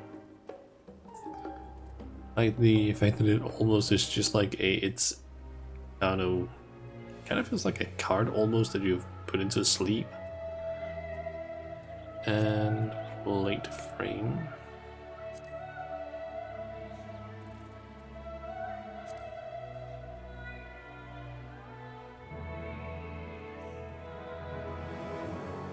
actually pick it from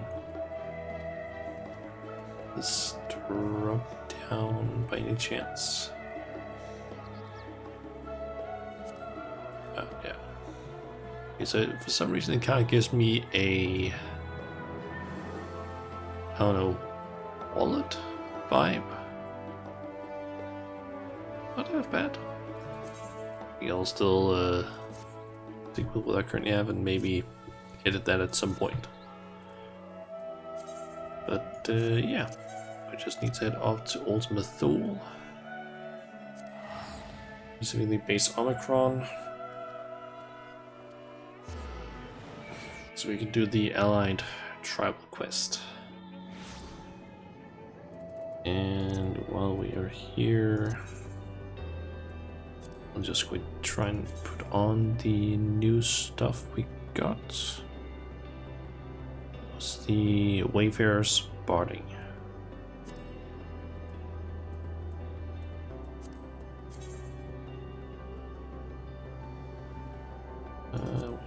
Barding and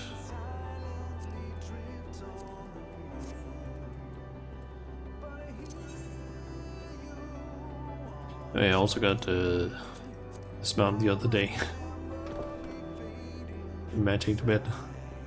Pretty nice one. Let's see how Quay looks. It's not the best in terms of lighting, but let's see, travelers. Actually, now that I think about it, it might be easier to see it up near.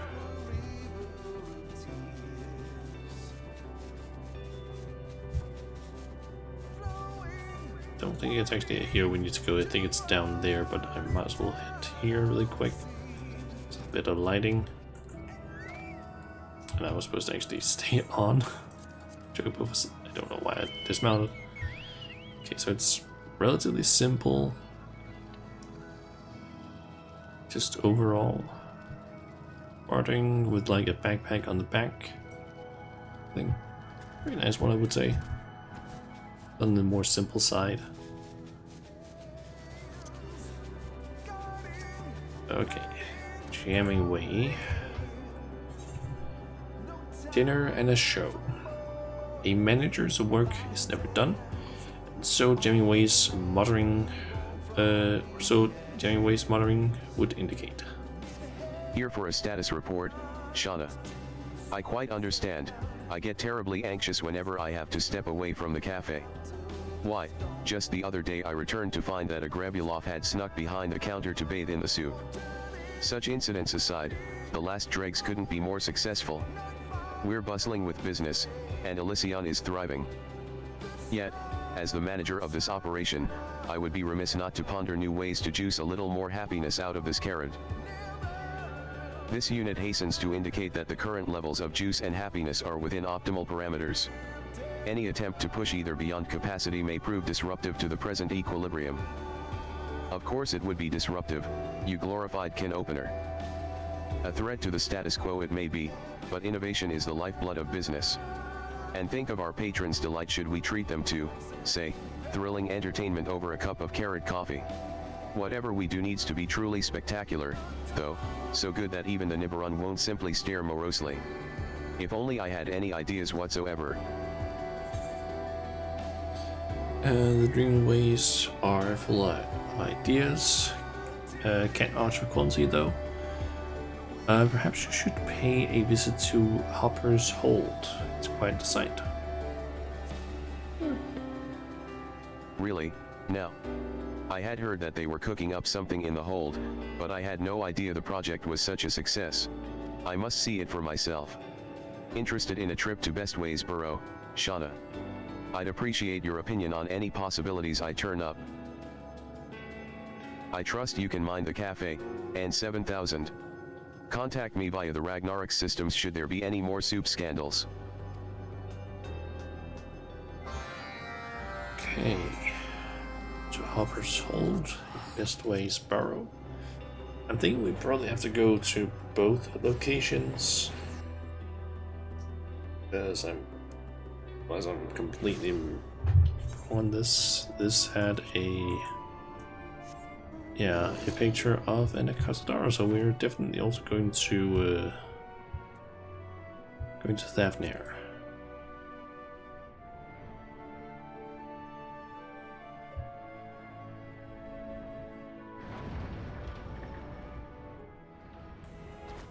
Okay, jamming away.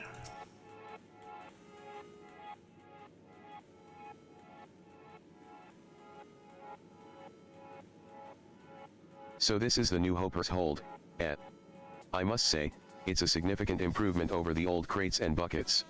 As for these stations that everyone's hopping to join, that one over there is a true work of art. I particularly appreciate their taste in subject matter. However, one can hardly expect half a dozen civilizations to share the same aesthetic sensibilities. I shudder to imagine the pontification and gunfire that would ensue if we asked our patrons to paint a mural.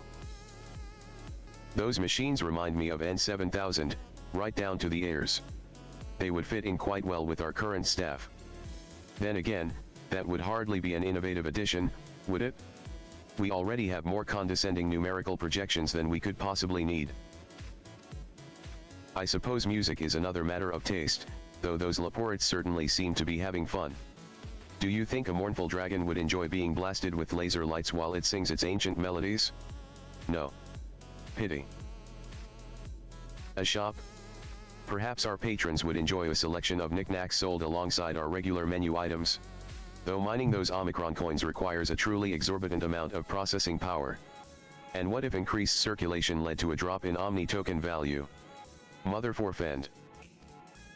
This station looks familiar. I wonder if Cookingway has any new recipes to share. But there is quite a bit of carrot on the menu already.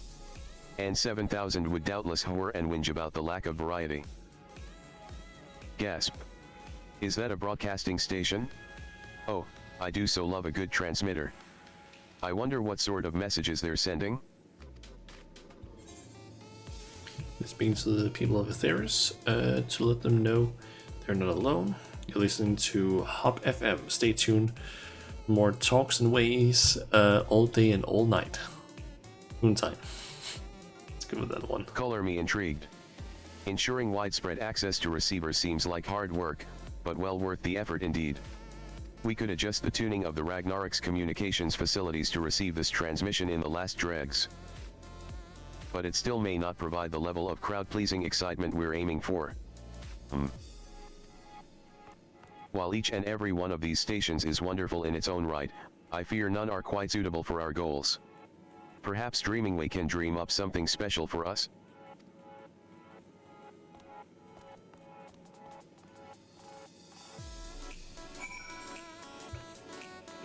Okay. Oh ho, Shauna, and is that Jammingway? It's been so long, I had started to think they were avoiding me. You opened a cafe out in Ultima Thule? That's one mother of a dream. And business is booming. Well, I am honored to be consulted about your upcoming event. Now we only need to work out what it is. Have you spoken with Talkingway yet? They receive letters from listeners across the star. Surely one or two have mentioned exciting happenings on Aetheris. Wait here.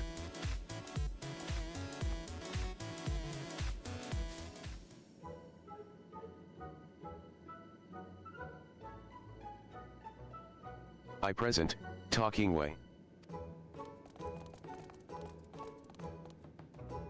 It's a pleasure to see you again. I would be happy to assist in your endeavors however I can. Forgive me, but have we met before? Ah, yes. You would remember me as Counselingway, but I have recently taken the name Talkingway in honor of my new dream. How wonderful. I look forward to working with you, Talkingway. Dreamingway mentioned that you are in search of rousing entertainment for your patrons, and one possibility hops to mind. If our listener mail is any indication, Thavnair's hippo cart races have been drawing quite the crowd of late. Folk come from far and wide to see those hippos hurdle, 'tis said. Hurdling hippos. Why, that does sound exciting. We could set up a racecourse in the necropolis to give Last Dreg's patrons a prime view of the action. A stirring contest of speed and skill the likes of which Ultima Thule has never before seen. Surely that will pique even the Nibiruns' interest. Any ideas on how we might approach these hippo racers, Shauna? Their leader is a friend of yours? You really do know everyone. I hope we can count on you for an introduction.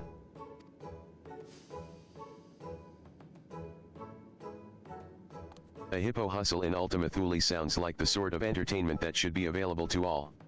Could our radio station provide a live broadcast of the event? But of course, with the Ragnarok as a relay, there's no signal we cannot boost. I should like nothing more than to share the joy of such an experience with our listeners across Aetheres. And I certainly would be curious to attend myself. Then it's settled. We'll make a start on the preparations. I trust you can convince the hippos to traverse the Sea of Stars. To Thavnair.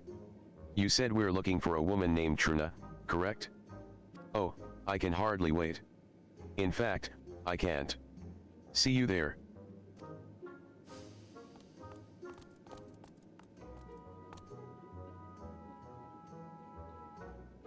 Okay, off to Thavnair then.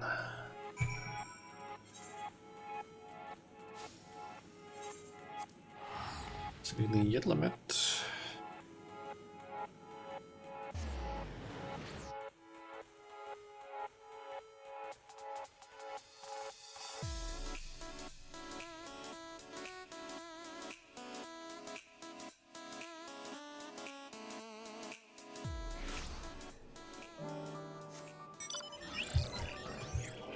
Okay.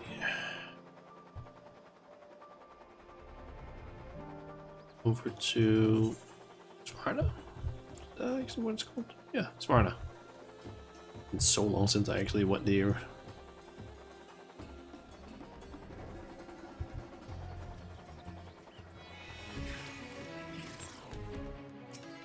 This little one with you. They've been there patting their ears for a while now, and staring. Got a lot of staring going on. Radio. Yeah, I've heard of it. One of my crew lugged a radio contraption all the way here from old Charlayan. That could be who sent you the letter about the Hanish Hippo hustle, come to think of it. Your races are the talk of the star. We'd love to bring that sort of excitement out to Ultima Thule. Though it is a wee bit of a trek from here. Ultima who? Now them I ain't never heard of. They live across the sea somewhere, I take it? As buoyant as our hippos are, we can't send em out into the wide world on their own. You'd need Akela and me to race em safely, and I have too much work here at home to abandon my post. I can't thank you enough for taking an interest in our operation, though. Oh.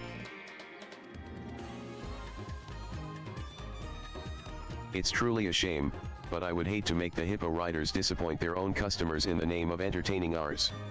What to do?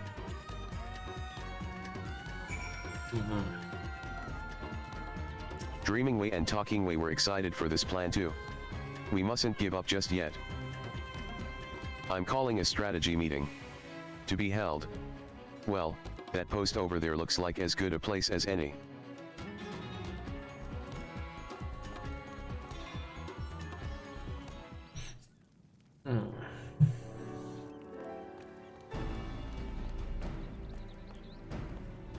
I understand Truna's passion for her work, I feel the same about my own. Perhaps someone else might race on her behalf.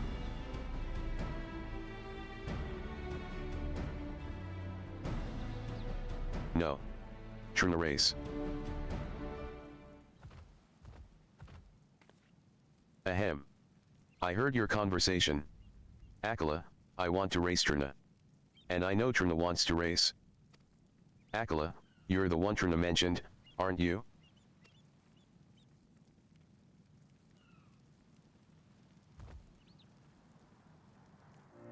Never, Truna's work ends. When she finishes with hippos, she teaches us the common tongue so we fit in.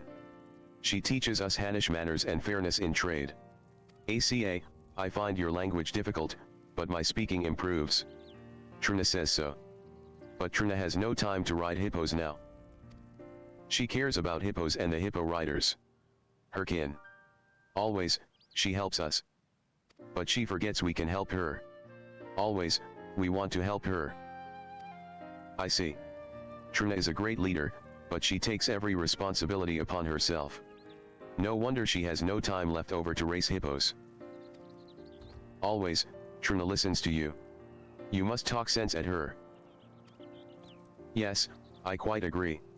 If, in her heart of hearts, Trina wants to race, that's all the more reason for us to host a hippo hustle. Do you think you can convince her to come around? I can try.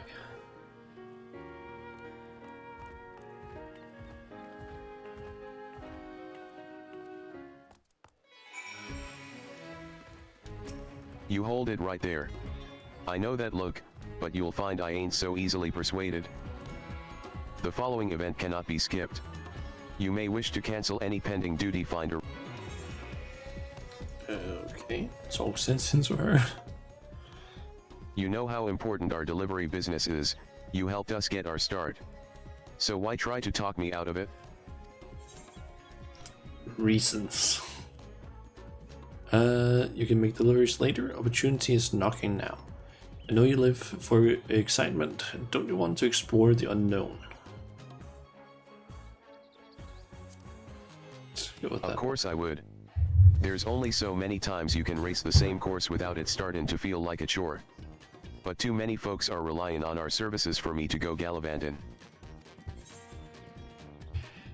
I was alive for a few days without shawarma delivery. Agla's worried about you. You know, those new hippo deserve a change of scenery. Let's use Agla. I told him there ain't nothing to worry about. I miss racing, to be sure, but the hippo riders come first. Business couldn't be better, and I'd like to keep it that way. Have I ever led you astray before? Surely it won't fall apart in just one day.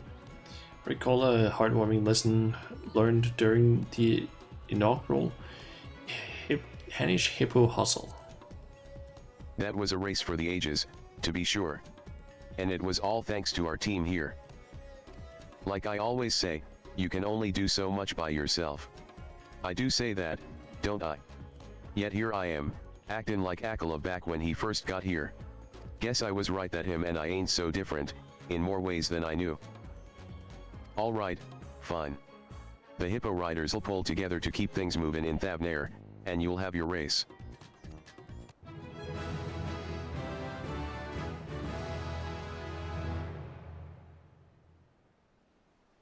So you succeeded. Okay, and jamming away.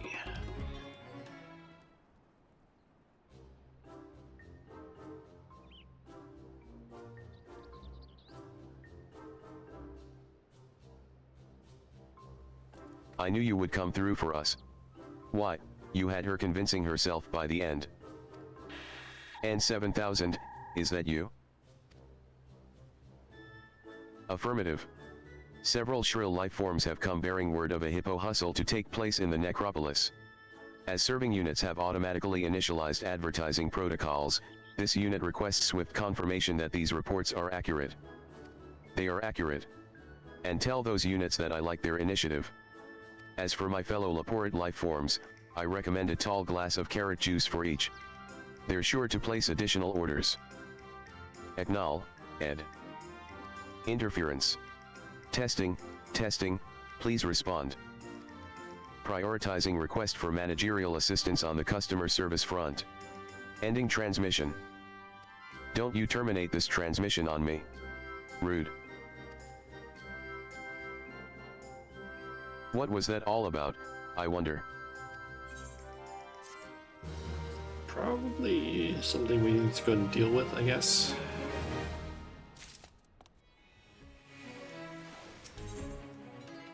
Okay, a dream worth chasing. Mystery reward. Hemingway appears moderately concerned about the unidentified calamity that may or may not be befalling the last dregs at this very moment. Initiating a new call doesn't work either.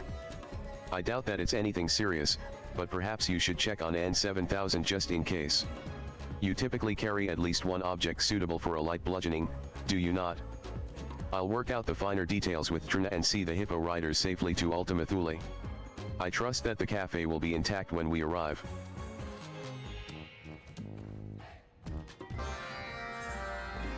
I have a few things that I could probably hit something with. Some of them definitely better than others. Okay. Sea of Stars, Base Omicron, and then up to the last dregs.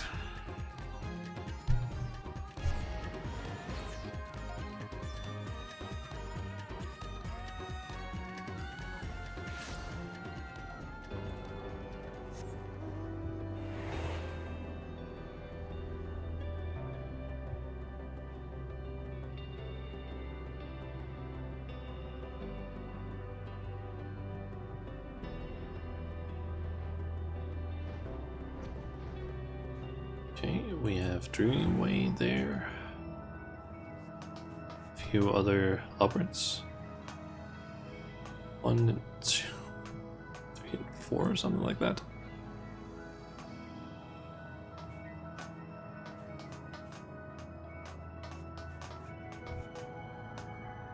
Wait, what? Isn't that the dance that they did during the Mandeville questline? When they came out of the face of the moon of Arlamentoro. I think that's it at least. We decided to come and settle in while you and Jammingway handled the hippos, and I'm so glad we did. The carrot juice is simply divine. Talkingway and Inventingway are off taking in the sights, but they'll be back in time for the race. Okay. So what's the problem? Your return is most welcome. However, one managerial life form remains conspicuously absent. Understood. This unit will initiate idling protocols until Jammingway arrives. Carrot-based refreshments have already been distributed to the newcome life forms. And such refreshing refreshments they were. Furthermore, as your sensory organs will have detected, the usual customers have vacated the premises. This unit will now convey additional context. Once upon a time code. So, to sum up, we no longer need worry for lack of patrons. In fact, the last dregs being empty is quite inconceivable.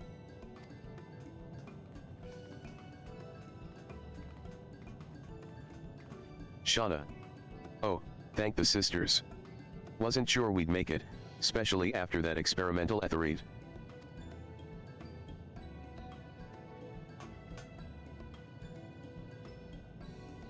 Oi. Where are our customers? You had one job, you buttons for brains. Elevated body temperature detected in nagging life form. This unit recommends swift consumption of chilled liquids. As for the customers, they have temporarily ceased their consumption of fine cafe fare to prepare for the upcoming race.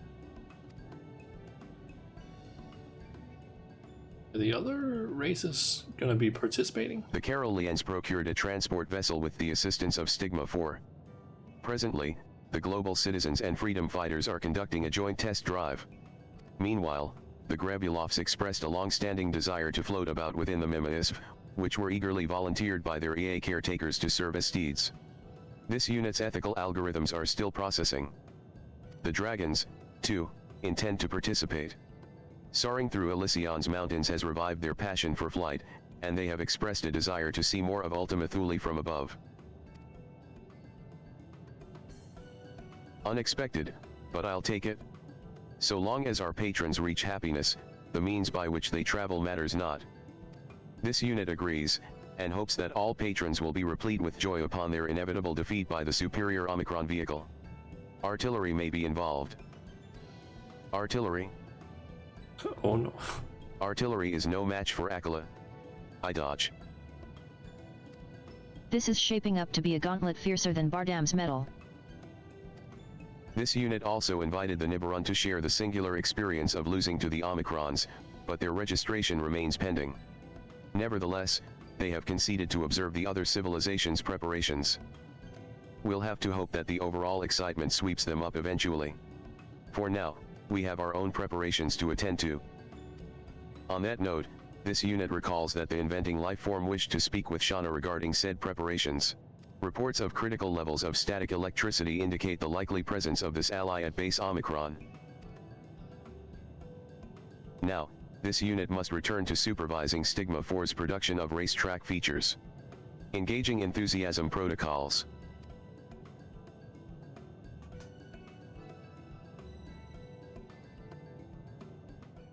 Okay. Down to inventing way then. Still love how like Ultimate Tool looks in, like when you're just looking downward. Transmission. This unit requests the collection of scrap from other units and surrounding area for use in current mission. Okay, inventing way. Aha! Just the person of Atheres I was hoping to see. As our Omicron friend doubtless relate to you, this race is no longer a mere spectator sport. The people of Ultima Thule will be bringing the best their civilizations have to offer, and they mean to win. Should the Arkazodara, then, be left to defend Atheres' honor all on their own? Nay, says I. Mother put her faith in the myriad peoples of the star for a reason. Fortunately, we brought a number of moon hoppers to help prepare for the hustle. With a little help from good old Inventing Way, there's no reason that one can't haul you to victory. I had been hoping to join the contest. In 7,000 mentioned artillery. That might be a reason. Then the moment of my triumph will soon be upon us. I have already taken the liberty of altering this moon hopper. Dazzle your competition with the hyper hop step, or press the big boost button to outstrip them with ease. Actually, why not do both? Do mind your power reserves, though, even with my prodigious skill, there are only so many batteries I can shove into this chassis. Now, hop along and tell N7000 to add one more entrant to the roster. I'll catch up once I've discovered where this final screw belongs. Oh no. Okay, back up to the last strikes then.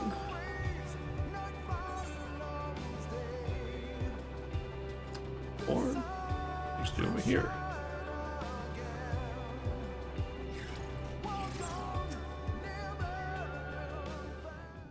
I wonder if they've actually made some sort of Race racing. preparations continue in accordance with projections. Did the inventing lifeform raise any matters of note? Like, am I gonna be like actually participating in a race, like where I can control stuff, or is it just gonna be a cutscene? I wonder. You'll be joining the fray? How thrilling. Entrant registered. This unit will now provide supplementary information regarding the course. Please direct your orbs toward this geographical data display.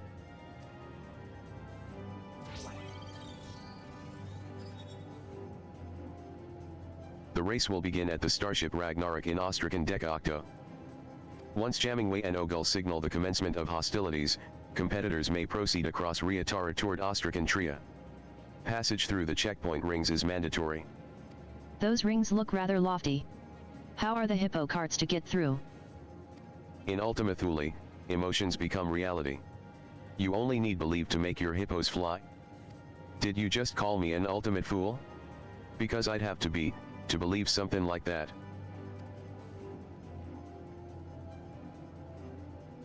Hem. Once in Ostrakan Tria, racers will enter the artillery zone, which extends from the periphery of the Ostrakan to the abode of the EA. This exciting enhancement is sponsored by the Alphatron civilization. Wait, you were serious about the artillery? What if my Soria gets hit? Out of concern for the curiously smooth four-legged life forms, Stigma 4 is presently manufacturing non-lethal cannons. Encountering these painless projectiles will result in no more than explosive removal from the course.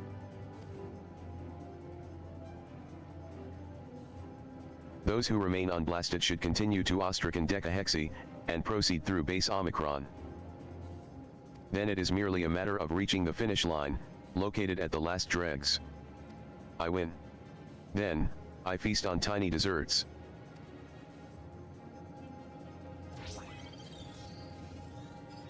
Note that, in accordance with Omicron contest protocols, there are no restrictions on contrivances mechanical, magical, or maniacal during the race. This concludes the briefing. Well, at least I packed my rainbow gulal. Sorya should be happy to run for it, no matter where she is. You brought gulal? Why you do not share? Sharing is caring. We been through this, Akala. Your hippo's never shown it a lick of interest, you just like throwing things. Go ahead and make your preparations. I need to make sure that N7000 isn't understating the firepower of those cannons. Once that's taken care of, I'll retrieve your moonhopper and meet you at the Ragnarok.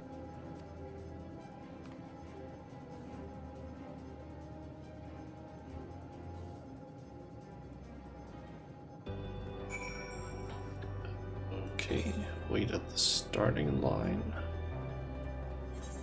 I'll just teleport over here. It's a bit of a flight to get down there. At least does put us like way closer. Basically up there ish, where like next to the light bridge I would have had to go from.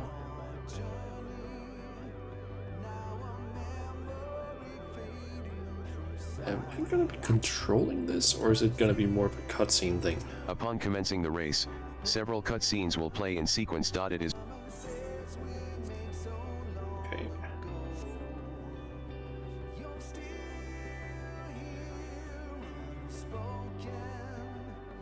Is it gonna be cutscenes where I have to pick what I want to do, basically?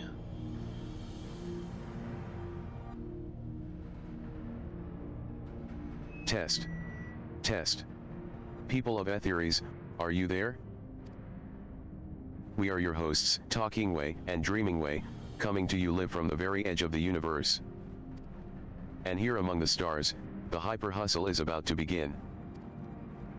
This contest for the ages will see competitors race across a land as barren as it is beautiful, vying to be the first across the finish line.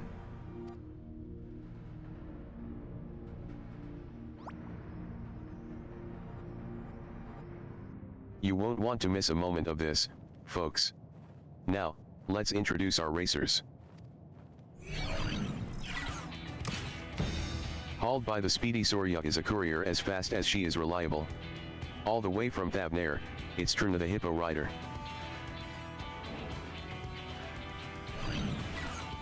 This is pretty cute in the way Next, they do this. A Gajasura as fearsome on the track as he is fearless on the battlefield. Honed in the fires of the Hanish Hippo hustle, Akala.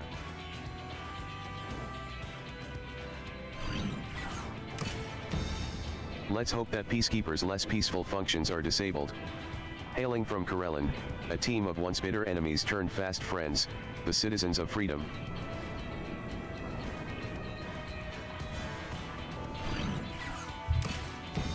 Our next entrant may look more frolicsome than furious, but pass them at your peril. Supported by the ever-so-darling Miminisp, it's the electrifying Gravulov X.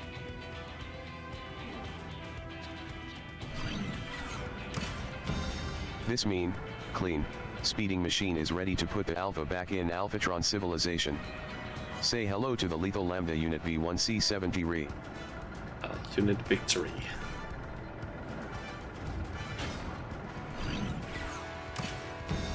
But lo, what wisdom rides the winds of Elysion and fair peaks once forgot. The Dragon Star has joined the fray.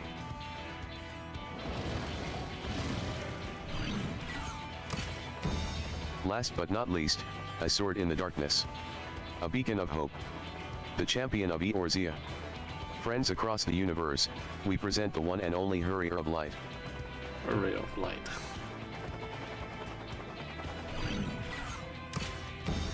Wait, what? What's this? A Nibiron Challenger? Are they supposed to be there? I thought the Harrier was our last participant. You made it? Did you prepare a vehicle? We can lend you a moonhopper, if you'd like. That will not be necessary.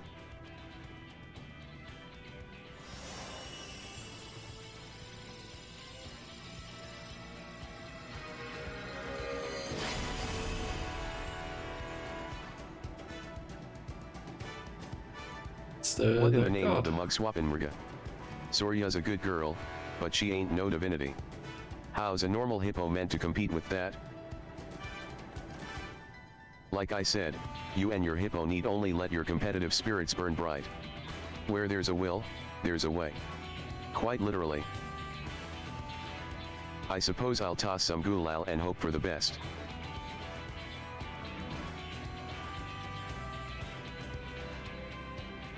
Racers. Are you ready?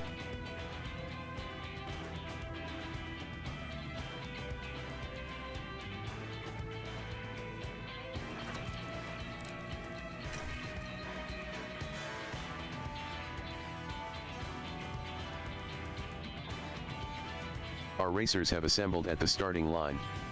Who will surpass the rest to emerge triumphant?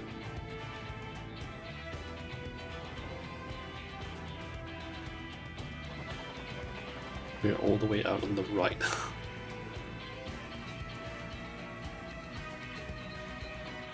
On your mark. Get set. Go.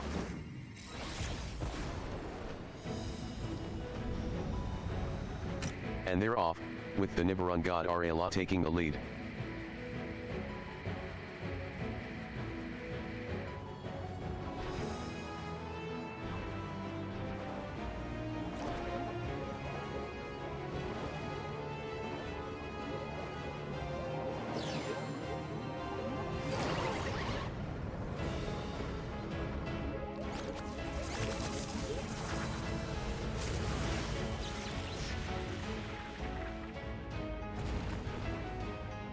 Sweet mother. A juicy jolt from the Mimesis has sent the Lambda unit tumbling. The other competitors race on. They are now entering the next area, and the field of automated artillery. I just like how they basically do those things where they're commentating.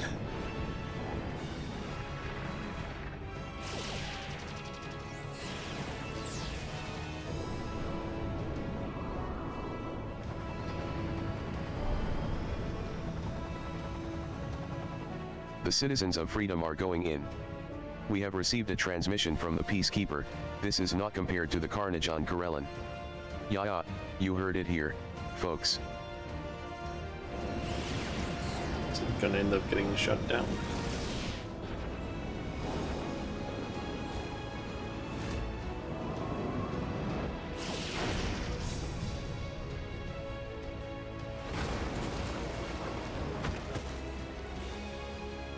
And the Peacekeeper is downed by double cannon blast. How fortunate that the Caroleans wear helmets.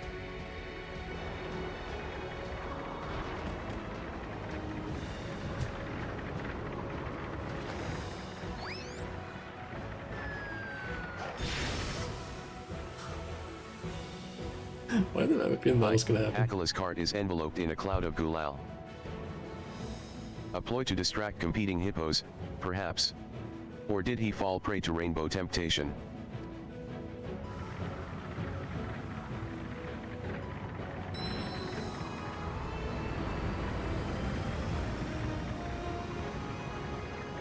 Whatever the cause, it has only made Trina the hippo rider's cart fly all the faster. She has overtaken the Harrier of Light for second place. Okay.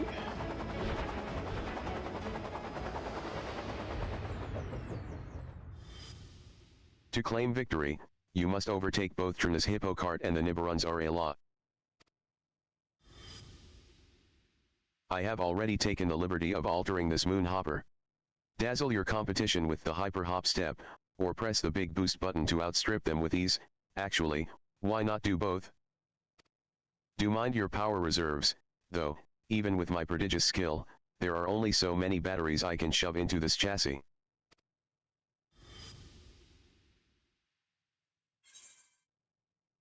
Mash the booster button until you surpass both racers. Use boost to overtake the hippo cart, then distract Rala with the hyper hop step. Grab Zeruna's attention with the hyper hop step, then boost yourself past Rala. I think I think this one might be the right option.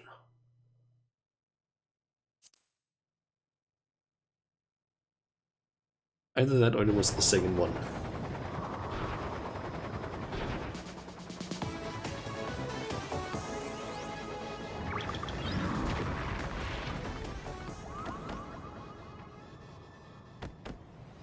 The hippo has halted. Overwhelmed by the euphony of my song, no doubt. And the Hurrier of Light has taken second place, to cries of "This ain't over," Sean. Sean.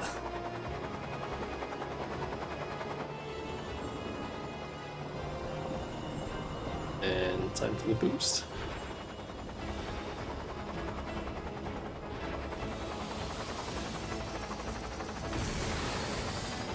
This is it, folks, the final stretch. The Hurrier of Light. It's a bit annoying that it basically goes on like by itself, and I'm guessing we're just gonna manage to cross the finish line.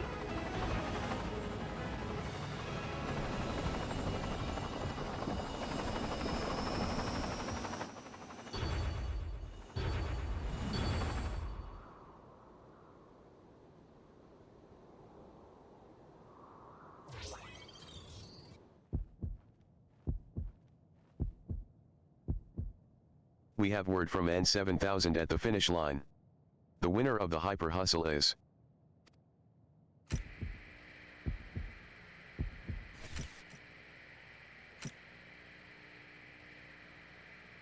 the Hurrier of Light, by a nose. Hey, we win.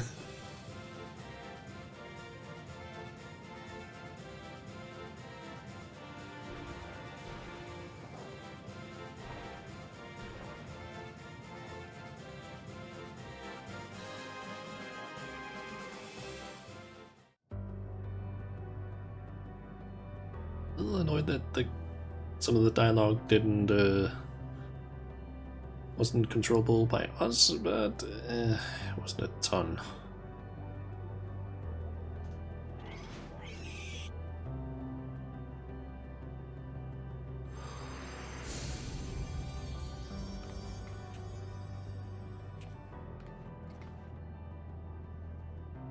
We do not understand.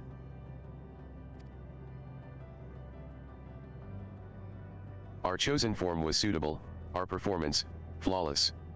Yet victory was not ours to claim.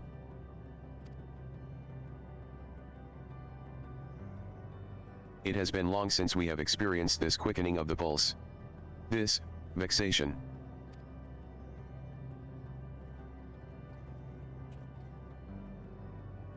That's racin' for yat.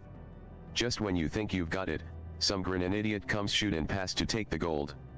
Then sometimes, you get to be that grinnin' idiot. And that's the thrill of it. You never know if it'll go your way. You just race with all you've got. That you're upset to have lost can only mean one thing: you want to win next time. That's a dream worth chasing.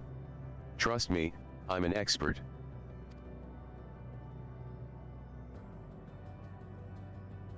We do feel a yearning. A yearning to race once more. A desire to triumph. Happy to leave you in the dust anytime. Looks like my hopper's going to need more batteries. Or just better batteries, I guess. This as well. We will engage with the other patrons of this establishment to develop a superior stratagem. Dyname's readings indicate a positive effect on the local environment. In accordance with Jammingway's aspirations, the last dregs has become an ever greater source of hope. Despite the significant expense, extensive property damage, and crushing defeat incurred, this unit rates the Hyper Hustle as worth it.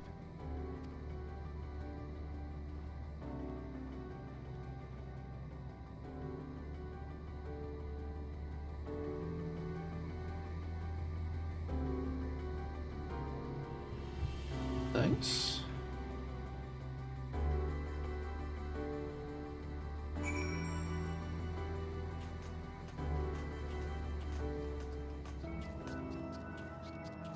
Ah, guys also doing the dance now.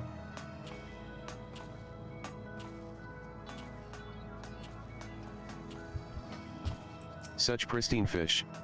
We'll make sure to take good care of them, the ones we don't eat, anyway. Okay. You are as formidable on the track as on the battlefield. I shall do my best to learn from your example. Do you think we could fit a racetrack in Hopper's Hold? Maybe a smaller one. Congratulations on your victory, Shauna. Though in truth, I'm just relieved that everyone survived. I want to try and talk to most of these. Betrayed. Betrayed by Rainbow Gulal. Next time, I follow Trina's advice. I learn my hippo's favorite things. Mayhap one day, fate shall see fit to reunite me with my faraway kin. A dragon can but dream.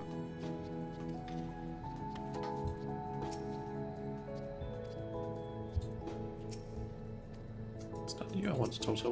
What did I tell you? The very universe is in the palm of my paw. I never thought you could be so tricky.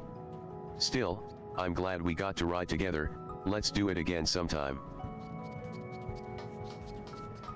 Okay. You are usually there, I think. Is it possible that a substance that possesses no consciousness knows us better than we know ourselves? I can't say what's more unbelievable, that I'm gardening with the enemy, or that I quite enjoy it. I was dead serious about the war, believe you me. Yet somehow, this feels more meaningful.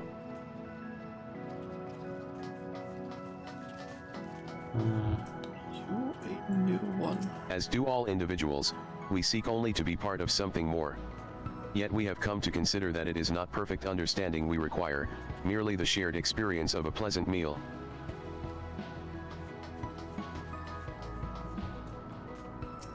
Congratulations, Allied Unit Shauna. This unit has already requested the manufacture of an Omega unit to be cultivated into a worthy competitor via racing trials. Please anticipate your defeat. To think you did all of that on a Laporte-built craft. I'm delighted that we could play some small part in your triumph. And I'm even more delighted that the Nibiron have finally found something to work toward. Still, I'll be glad to resume our usual service. Maybe make myself a nice carrot coffee while I'm behind the counter.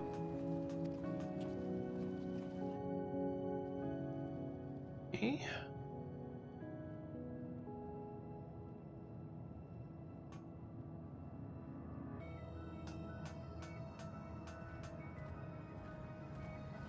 You were right, I admit it, I had a great time racing.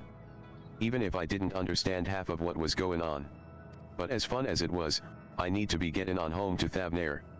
Don't want to leave the hippo riders alone for too long, lest some hams ahead start getting restless. We've finished packing up the broadcasting equipment, so we'll be heading back to the dreaming workshop ourselves. So soon? It'll feel so empty out here in the cosmic void without you. Affirmative. But did we not have one more objective to complete before the other organic life forms depart? Objective?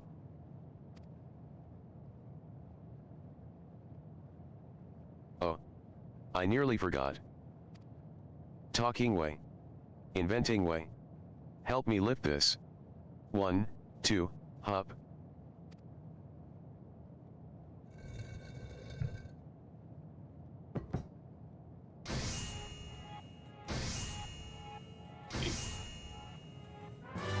Ah, a trophy, I guess. It's for you, Shauna.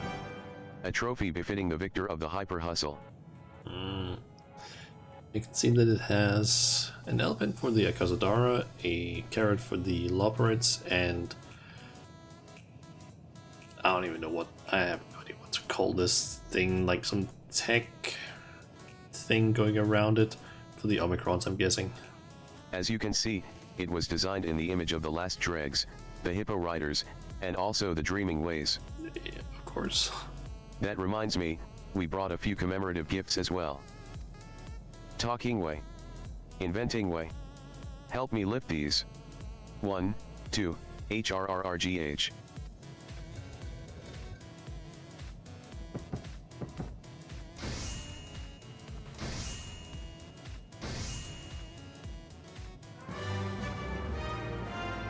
One for the last dregs, and one for Svarna. You have an eatery there too, I hear? Then I hope you'll let us keep you company at mealtimes. Whether it's weather advisories, hopping music, or simply a friendly voice you need, Hope FM is here for you. So this is a radio contraption too? Has bigger ears than the other one I saw, but I'll be sure to listen with the crew. I was just thinking we should get one of these. Our patrons are going to love it. Projections anticipate increased customer satisfaction in the ambience category. Thank you, Shauna. We wouldn't be here if you hadn't brought us together.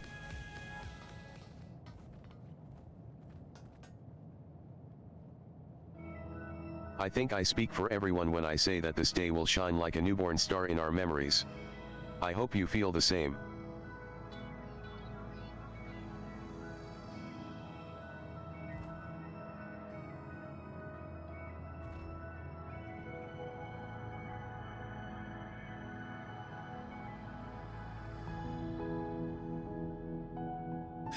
Just don't let it eclipse the possibility of more unforgettable days to come. After all, there's just leopards dancing in the background as well. Look across the sea, up at the moon, past the distant stars, and you'll find us waiting for you.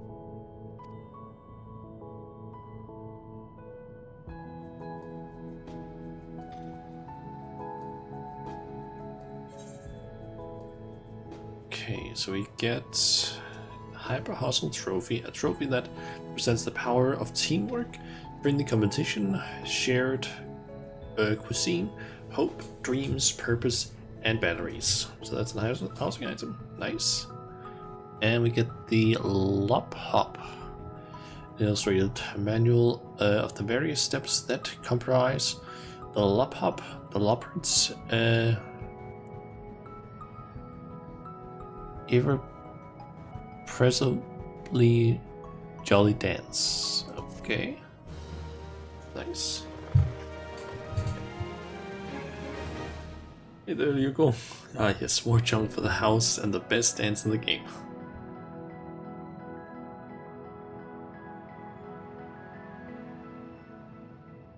Station up. You have achieved allied reputation with the Hippo Riders, the Dreaming Ways, and the staff and patrons of the Last Dregs.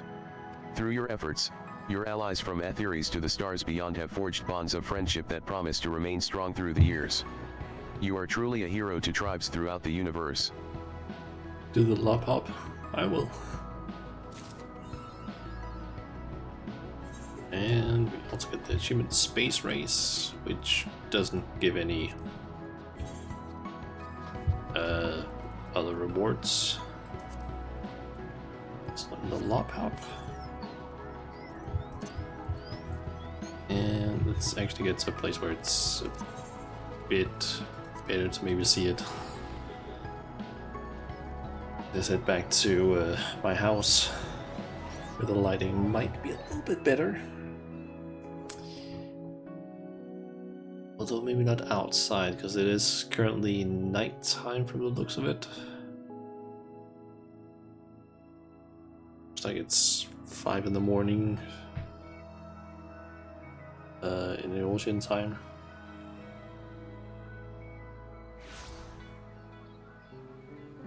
Yeah, it is still a little bit better lighting wise, but I think maybe inside is just gonna be better.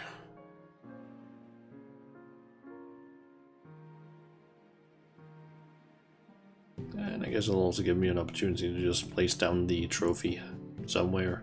Probably down in my like a little office sort of thing that I have.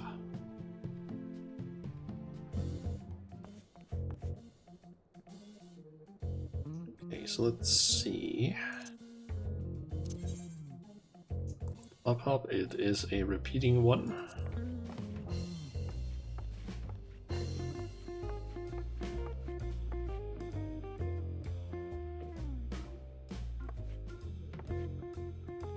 Okay, so it's basically just the dance that the Lovehearts have done a few times. Nice. Yep, it repeats.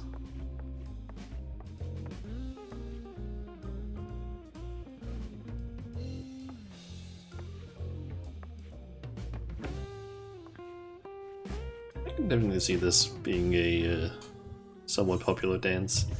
Only problem is just that you need to get very far in the game in order to get it. It's like the only downside. It's also in the dance that was in the trailer for the Leopard Beast Tribe.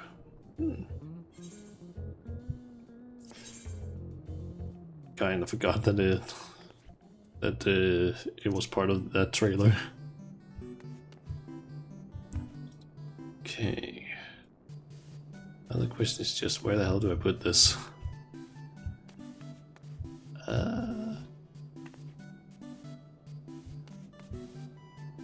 Could put it on the desk. All the gold. I could put it there, but I feel like it kind of deserves maybe a better spot. I could put it up here on the shelf.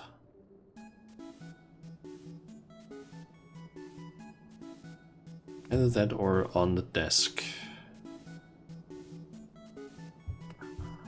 I just feel like I have maybe a little bit too much stuff on the desk. Also, I can see that I'm starting to run out of space in inside my house. I have 7 items left that I can place. I have so many fucking items just all over the place at this point. Need to actually finish your house. I mean, decorating houses in this game is it's a slow process. I didn't even get this mug until somewhat recently because it finally dropped from a what is that? One of those called again? Submarine Ventures from the FC. And yeah, I just grabbed it, put it in the house because I'm the one who's basically dealing with those things. And I think it only dropped because I was trying to unlock some more places that the submarines could go.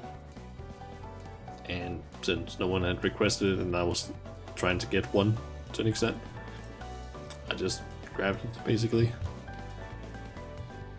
I happen to also think of maybe doing a little bit of remodeling on the house because I have some ideas that I would maybe like to try and do, but I don't necessarily want to do that right now because I have heard stuff about that they might be working on stuff to maybe allow you to remove pillars in the houses. I think it was like in an interview or something where Yoshi P or someone else from the that team basically talked about how they might allow you to remove pillars. We don't really know if it's like these or the ones out on the side or which ones it was. But they have apparently been thinking of maybe doing some stuff with that, like with the pillars, interior stuff, possibly upgrades to your house that you can get with Gil. But we don't really know any details, because it was apparently still in the planning phases. We might learn more about it closer to Endwalker, or not the closest to Endwalker, closer to Dawn Trail, or maybe during Dawn Trail patches they might be like, oh yeah, we're doing this thing. We don't really have the details.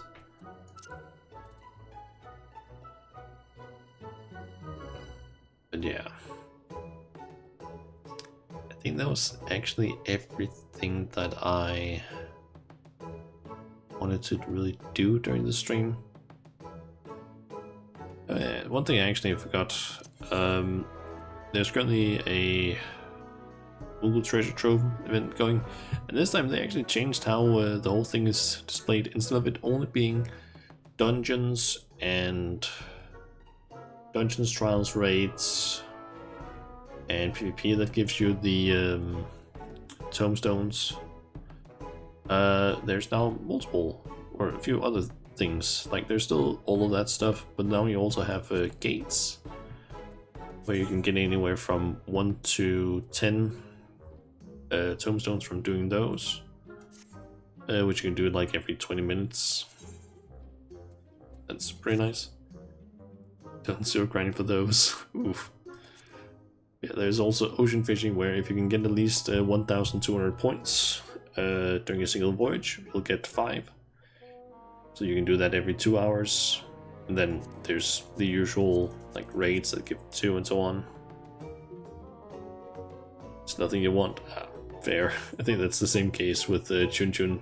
He also doesn't really have anything that he like super interested in getting. It's kind of the same for me, but I try and do at least. I don't really try and farm the like standard objectives, but I have been doing some of the others. I haven't done the Ultimog challenge yet, which gives you 50 tomes. In the case of me, I think it's the case actually for everyone. You just need to get 80 or 8,000 points during this fishing voyage, and you'll get 50 tomestones. Shouldn't be super hard. There's like mini-mog challenges as well, which are essentially smaller things that you can do that just give 10 tomes. It's been like beat a certain person in Triple Triad, or do 5 fates in Lakeland or Calusia. Do a specific treasure map hunt, or an elite mark, specifically a level 50 elite mark. And right now there's catch the armor fish, or do 5 fates in Amaring or Ilmek. I'm personally going to be doing this one maybe later today, simply because that is a fish that I'm still missing, and it seems to be relatively easy to get. I'm pretty sure I know where it is as well. Rather, I had a feeling I knew where it was before I even tried looking here, but it's right here near Switch Perch. And the only reason I had a feeling it was maybe there was because I have spent several days at Swift Perch recently, in the last like few days, because I've been doing the whole Realmborn Relic thing there. There's also like weekly objectives which give you 20.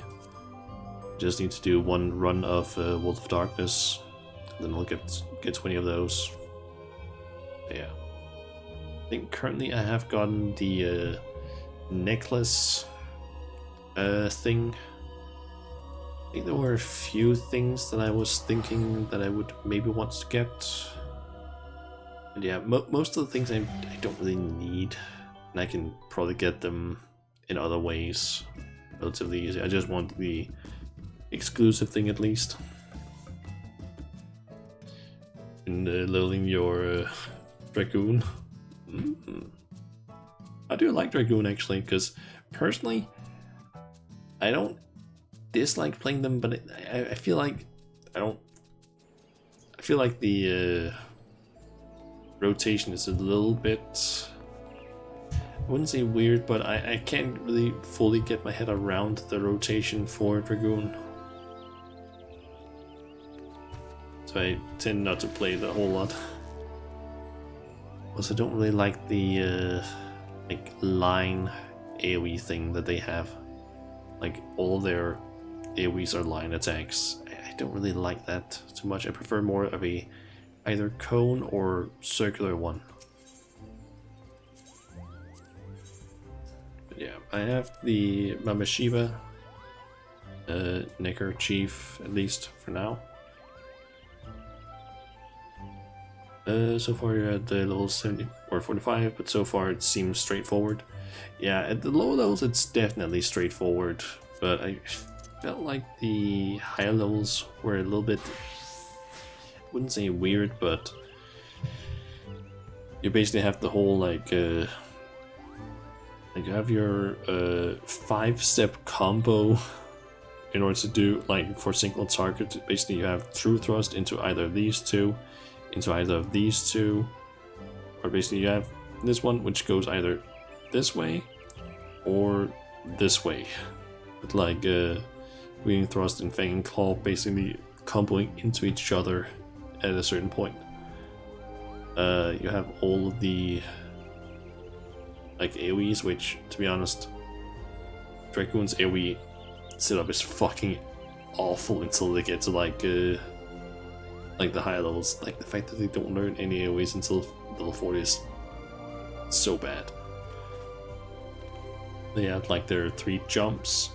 I still kind of wish that Mirage Dive was that they would undo a thing that did like some patches ago, where at one point jump and high jump would basically just transform into Mirage Dive. For some reason they changed that, so it's now 2 buttons. One is boss and the other is damage. Yeah, that is basically what it is. And also a dot. This one is a dot specifically. Chaos Ring or Chaos Thrust, I think it's normally. Yeah, Chaos Thrust. But yeah, I feel like Dragon Sight I don't really know how to utilize well, because you need to specifically use it on another party member, and I just find it a bit awkward to maybe use Chaos Stab. Yeah. Like, it's not like it's overly complicated or anything, it's just I just haven't really figured out the proper like optimal rotation thing in order to use all of the attacks correctly.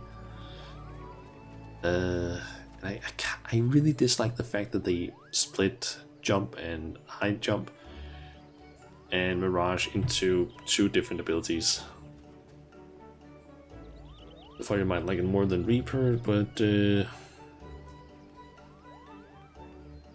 we'll have to see where it lands at level 90 for you. True.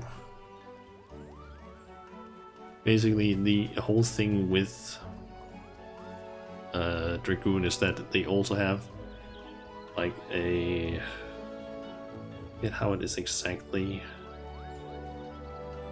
I believe Whirlwind Thrust, this attack, which is a line AoE as well, which I think you also want to use in single target.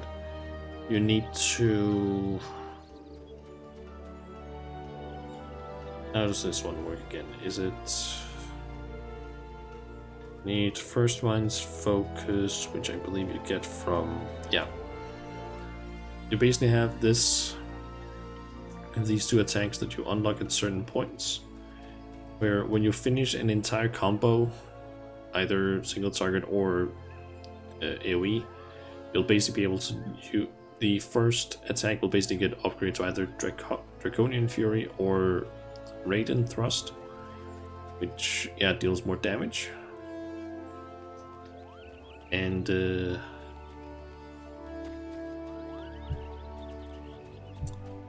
that basically gives you the First Mind's Focus, which after doing getting 2 of those, you can use Whirlwind Thrust.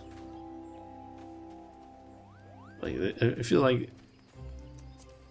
maybe it's the this UI thing. It also just confuses me a little bit.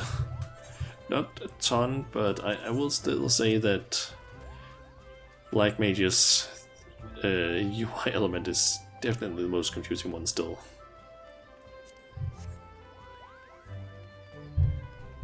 I still have no idea how to play this thing. like at all. Like Black Mage is just I don't know how to do that one. And despite the fact that I actually kind of mained the ninja for a while, I have basically forgotten how to play that, like more or less. Monk I'm also not really good at.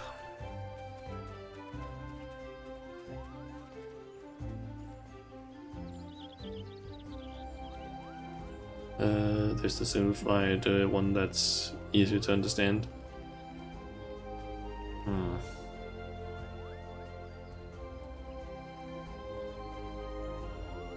I feel like kind of for every single role there's certain classes I just like more than the others. I'll never forget how to play Summoner until they rework it again. True. Summoner is like, I feel like the class with the absolutely lowest skill floor. It is unbelievably easy to play. But despite that, I'm almost certain that there's some players that have no idea how to play it, because I have seen some absolute just horror stories of players who have either no idea how to play like certain classes, even the ones that are like relatively simple, or they just like haven't done their class quests, so they're missing like extremely important skills. Like I saw a story on Reddit the other day where I think it was a machinist that was in, I think, one of the level, I forget which dungeon was it again. I think it was the Aether font they were in. They didn't have Durell. Durell is, I believe, one of machinist's most powerful attacks. 600 potency, 20-second cooldown. It is powerful. You get that from a quest at level 58. That person didn't have any of the skills that you get past 58 from quests. That's bad. Like I at this point I'm like, I know that Square would maybe be a little bit against it, but I would so much want for them to basically allow or make it so that you cannot queue up for content unless you have met certain requirements for the class you're playing. So for example, you can't use, and this is specifically in regards to the duty finder, if you're not in a pre-made party, basically make it so that any content that's like above level 30, you need to have a jobstone equipped. If you don't have a jobstone, you just cannot queue up for anything that's above level 50 or above level 30. Because it is so annoying to run into people that don't have their jobstones past level 30. I'm kind of okay maybe if it's like Greyflox's long stop. But when you start getting into something like Stone Vigil, it's a bad time. But also do something like, you need to have done your class quest. Basically, make it something like, in order to basically continue continue, for example, the MSQ, you need to have done your job quests if they are available. So like, if you want to do like a level, let's say 40 MSQ quest, you need to have done your level 40 job class quest in order to basically do it, just to make force people to do the quests, so that we don't end up with people that are just absolutely just useless in content, because it's like, holy shit, it's annoying. And we kind of know that, at least in terms of the jobstone thing, we know they have the system, because you cannot queue up for PvP if you're on a class and not a job. You need to be on a job in order to queue up for PvP. And we also know that they can detect what class it is, because if you're on blue mage, you can't queue up for any of this, even though it's a combat job. It just won't allow you to queue up unless you have like certain settings enabled. So we know they have the systems. They just don't fucking enable them. Which would be kind of nice if they did, so we didn't have people showing up in like level, oh, I don't know, level 90 Alliance Roulettes, or yeah, Alliance Roulette raids with like, oh yeah, they don't have like half their skills and they are playing a gladiator instead of paladin. It's like, Jesus fucking Christ. Then for some reason some of them also get annoyed that, because they get told that, oh, you should be doing your class quest or something like that, and then they get annoyed because you don't pay my sub, and it's like, my guy, I'm trying to help you. So you aren't like completely useless and basically just getting like carried all the way through content. We have a Ryoko there. On your Dragoon. I see you have gotten your class gear as well. Nice. Which of course is die, I see.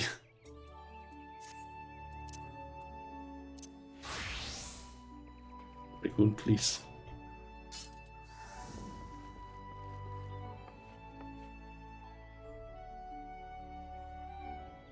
I don't know why I have a joke boa outfit as my Dragoon thing. I don't know.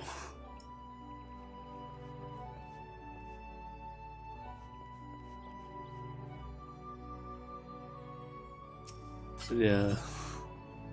And it's a dinner. This better be worth my time. Let's turn off that. But yeah, I think I mentioned it during the start of the stream, but I also, I've basically collected all of the relics now for the Roman Born as well. Did that yesterday. So I basically just need to get started on I think Shadowbringers is the next one that I want to try and finish up, because Eureka is very slow. There's so much grinding in there. Specifically in Pargos, I believe it is. It has a very annoying grind. Plus you also need to do a shit ton of Baldesion Arsenal in order to get all the things for the last step. This garbage took way too long to get. The mandible weapon. I think I have a few of them at this point. I forget how many. Not necessarily all of them fully upgraded, but I have, let's see, the Paladin at the second to last step, Warrior at the second to last, Dark Knight, Gunbreaker, Reaper at the final step, or completed at least, Bard, second to last step. Machinist is currently on the first step, I think. Actually can't see it there because it's clamored. I think this is the first step. I also have the dancer ones fully upgraded. And Red Mage, second to last. I have a few of them at least. I have this one. You also only unlocked the ability to get them recently. That's fair. I think I was able to get them as soon as they got released. I'm just not really farming the causality tomes. And honestly, at this point, I don't need poetics anymore for anything. Because since I have all of the relics from Realmborn and Heavensward, and the first, basically all of the first step ones for Shadowbringers. There's nothing else I can really use Poetics for. I think the only thing I'm thinking of getting with Poetics is basically just get the level 80 gear, or like a full augmented crypt lurker, I believe it's called, set for the scouting and caster versions. And that's basically just so that once Dawn Trail comes out and I unlock the Viper and Pictomancer, I can basically just equip some really good gear on them. And then maybe save up so that I can maybe kind of do the same thing with, like, once they get to level 90, unless I decide to save some of the gear that I currently have. I don't know yet. But the current relics will be moved to Poetics with the Dawn Trail, though. I believe so. I believe everything that basically uses causality and comedy and any other, basically just these two will basically just get moved to Poetics. That seems to be the case, at least for the different expansions, from what I understand.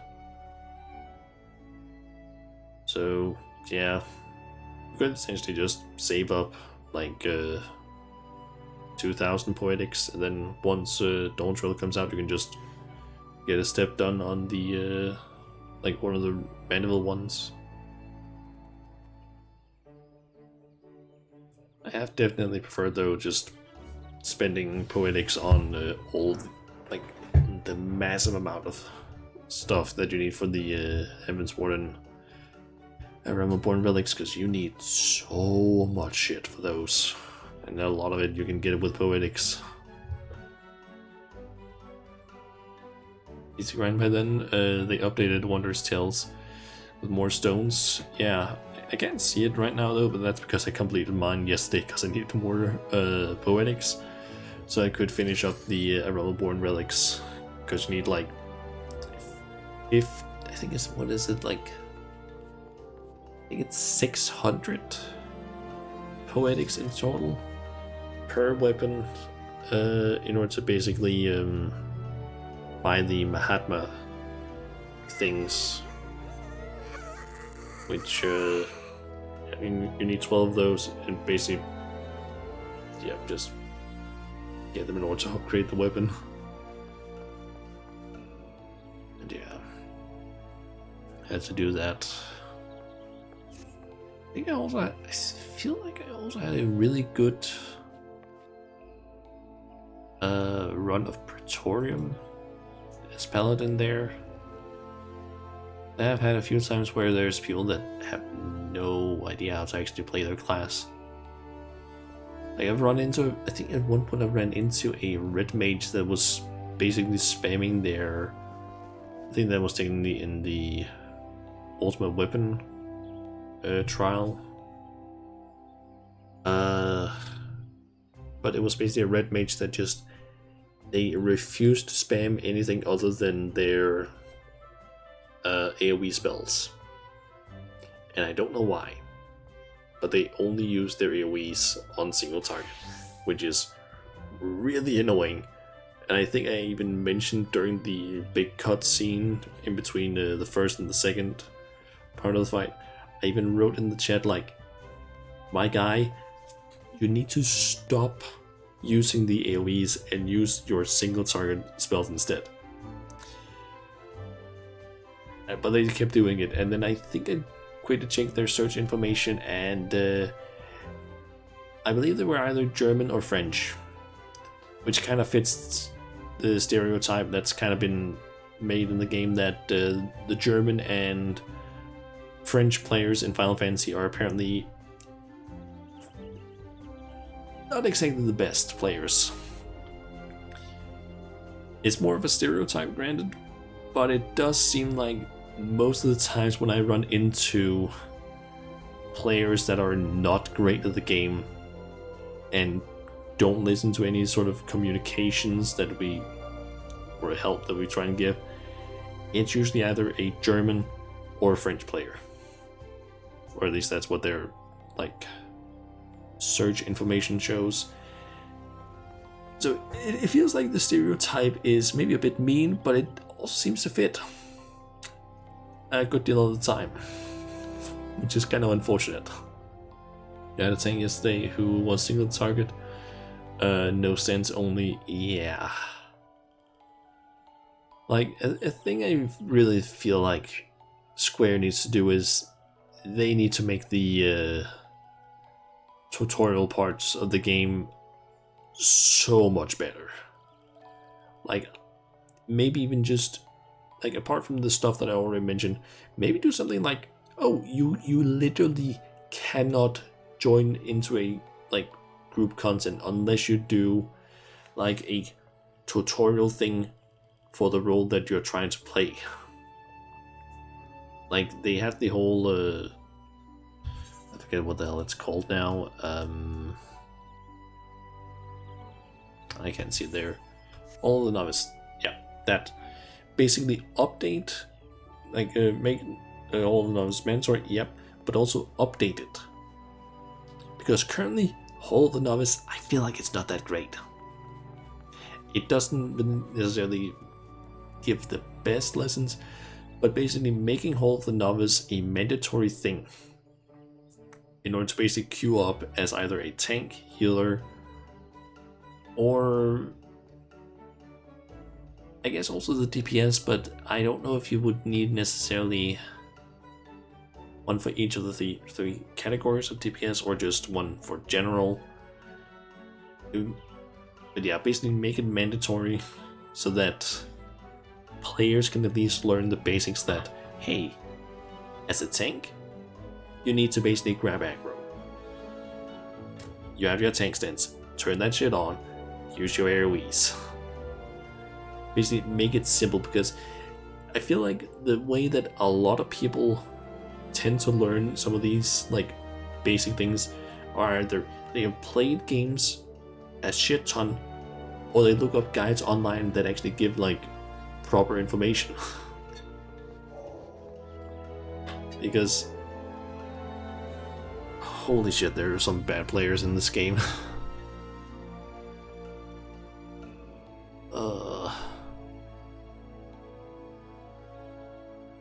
I feel like also certain tooltips should be made a bit more clear. For example, some people have the misconception that the dancer, basically when you dance partner another person and you use a standard step, you basically give a buff to yourself and your dance partner. A misconception that a lot of people seem to, or that some people at least seem to have, is that if two dancers were to dance partner each other, their standard step buff would basically override themselves, or override each other. But that's not the case. If two dancers dance partner each other, and both of them use standard step to get and give the buff, both of them basically get both buffs. And that's because the buff you get and the buff you give are two different buffs. They have the same effect, but they just don't have the same idea or something, so they won't override each other. They will stack. But some players don't seem to know that. So it'll be like, oh, you end up in a group, which I have had a few times where it's like, okay, I dance partnered the other dancer, like in a four player party, and I've queued up as dancer, the other DPS as dancer. I dance partnered them, they dance partnered the tank or the healer, and I'm just like, my guy, dance partner me, that'll be more beneficial, unless I think maybe technically a Dark Knight. During their burst phase, it would technically be better, I think.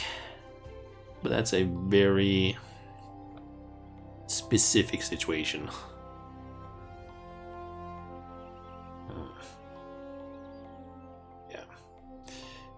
Anyway, it's been like 3.5 hours now, and I can feel that I am hungry. I feel like arm's length is either bugged or broken, or tooltip is wrong.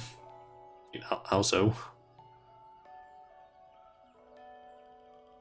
Like, do you mean the slow part, or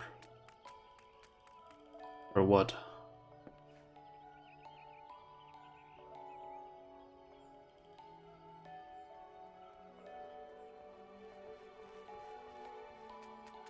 Like, what part of rather nullifies knockback effects? That's also because it says nullifying most drawback and knockback effects. I know for a fact that if it's a purple knockback sort of indicator thing, it won't work. And some higher level raids, I believe, also just it won't work. But it also only has like a 6-second duration, so you need to like use it very specifically. But in late game it seems to only 10% of them are nullified. Yeah, I think generally if it's a knockback effect that also doesn't have the arrows like radiating out, I don't think it'll basically work from my experience, because I think I did Eden's Gate Inundation. Yeah, in Eden's Gate Inundation I did I think yesterday, because they had in the Wondrous Tales. There's a part where, or there's a few times where Leviathan will basically summon one of those water spout things on one side of the arena, which will basically do a massive knockback. I tried doing arm's length there, it doesn't work. So I think only knockbacks with an indicator that is specifically the yellow arrowed version will basically work on those. Sometimes. But not always, it seems. Yeah, it's a little bit weird there. But I feel like certain tooltips should also just be redone, because a lot of people don't seem to know that slow in this case for like arm's length means attack speed is lowered, whereas heavy is movement speed. The only place you have managed to get it to work consistently is in AR content. I think I have gotten it to work in several places actually. But I feel like a lot of the stuff that I actually do that is high level, it's like knockbacks that don't have the indicator.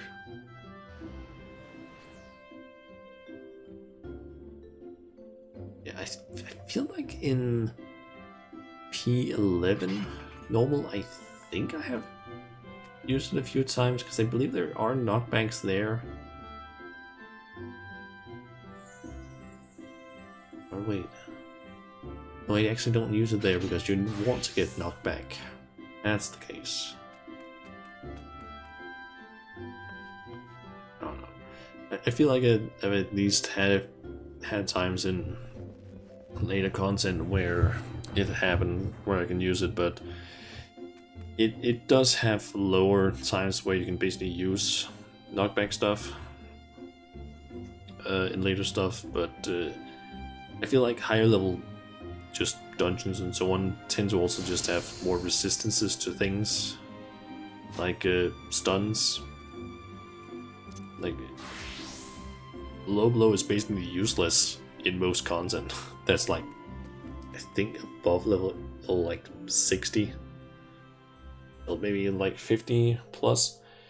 It's basically useless to use try and use stuns unless it's specifically on normal mobs, because bosses, they're almost always immune. So yeah. Also, I kind of wish that Square would get rid of Shield Bash or make it a, like, do something else with it, because this skill is 100% useless. Like, shield badge is, in almost every single case where you would use it, it's not worth it. Because you have low blow on a 25-second cooldown, which stuns, and it's an off global. Meanwhile, shield bash deals a little bit of damage, but it's a weapon skill. It's almost never. I don't think I've ever used shield bash. Bosses can't be stunned in content like past Heaven's Ward. Yeah, I think just all bosses more or less. I think maybe even like halfway through a Revenborn, bosses stop being able to be stunned. I think it's maybe only like the first couple of dungeons bosses that can be stunned. Because like I think Ifrit, for example, can't be stunned. But there's just certain skills that would definitely get a better description, for example, or maybe reworked. I don't know. But yeah. I think I said it before, but it's now like 3:30 and it's like 5:30 for me, almost. I can feel that I am hungry. And I also don't really have anything I can do for the stream that wouldn't take a bit too long for me to want to do right now. The hell is that minion?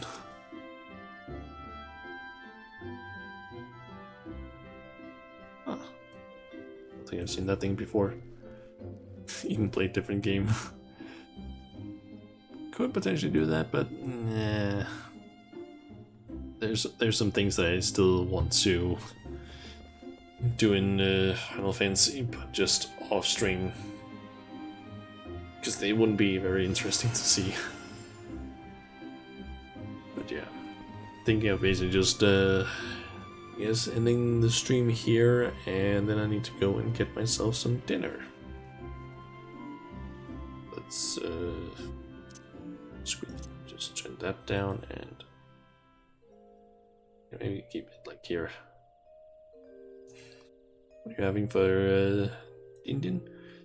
I'm thinking of actually ordering a pizza because I don't really have a ton of stuff in the fridge right now, because I basically had to have as little as possible in my freezer and fridge, because I had to what do you call it, de-ice the freezer yesterday, so I don't really have anything out there. And I also have a like coupon for one of the like a ordering place for like I think it's 100 Danish crowns that I can get as a deal. So yeah, I think you just order a pizza, because it has been a long time since I've like ordered food or something like that. Yeah, that's the plan at least. It's also been a while since I feel like I've had pizza. Also, hey there, Danish D. Welcome to the stream. We're about to end the stream, actually. So let's see. I need to figure out who to raid. Let's see. Anyone from the Danish VTuber Discord? We have 2 people there. I think technically more, but they aren't showing up on the Discord's live thingy.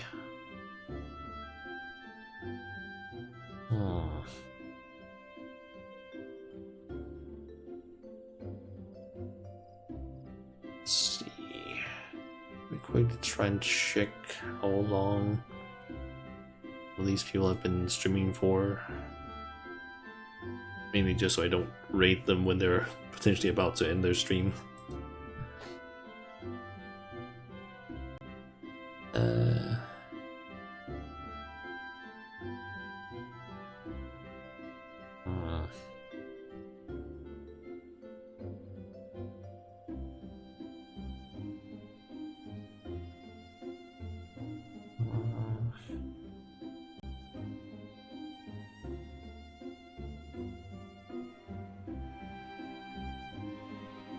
You know what?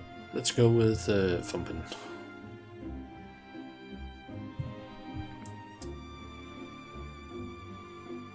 I think I'll go ahead and raid Thumpin'. He is apparently gonna be playing some Valorant from the looks of it with is one of his friends. So yeah, Thumpin' has only been streamed for like 30 minutes, it seems. So yeah, might as well just raid him. So yeah, this is gonna be the end of the stream basically. I'll try and basically do a stream again next Sunday probably, unless if I end up being able to maybe do internship from home, maybe Friday I could maybe do a stream like in the evening there.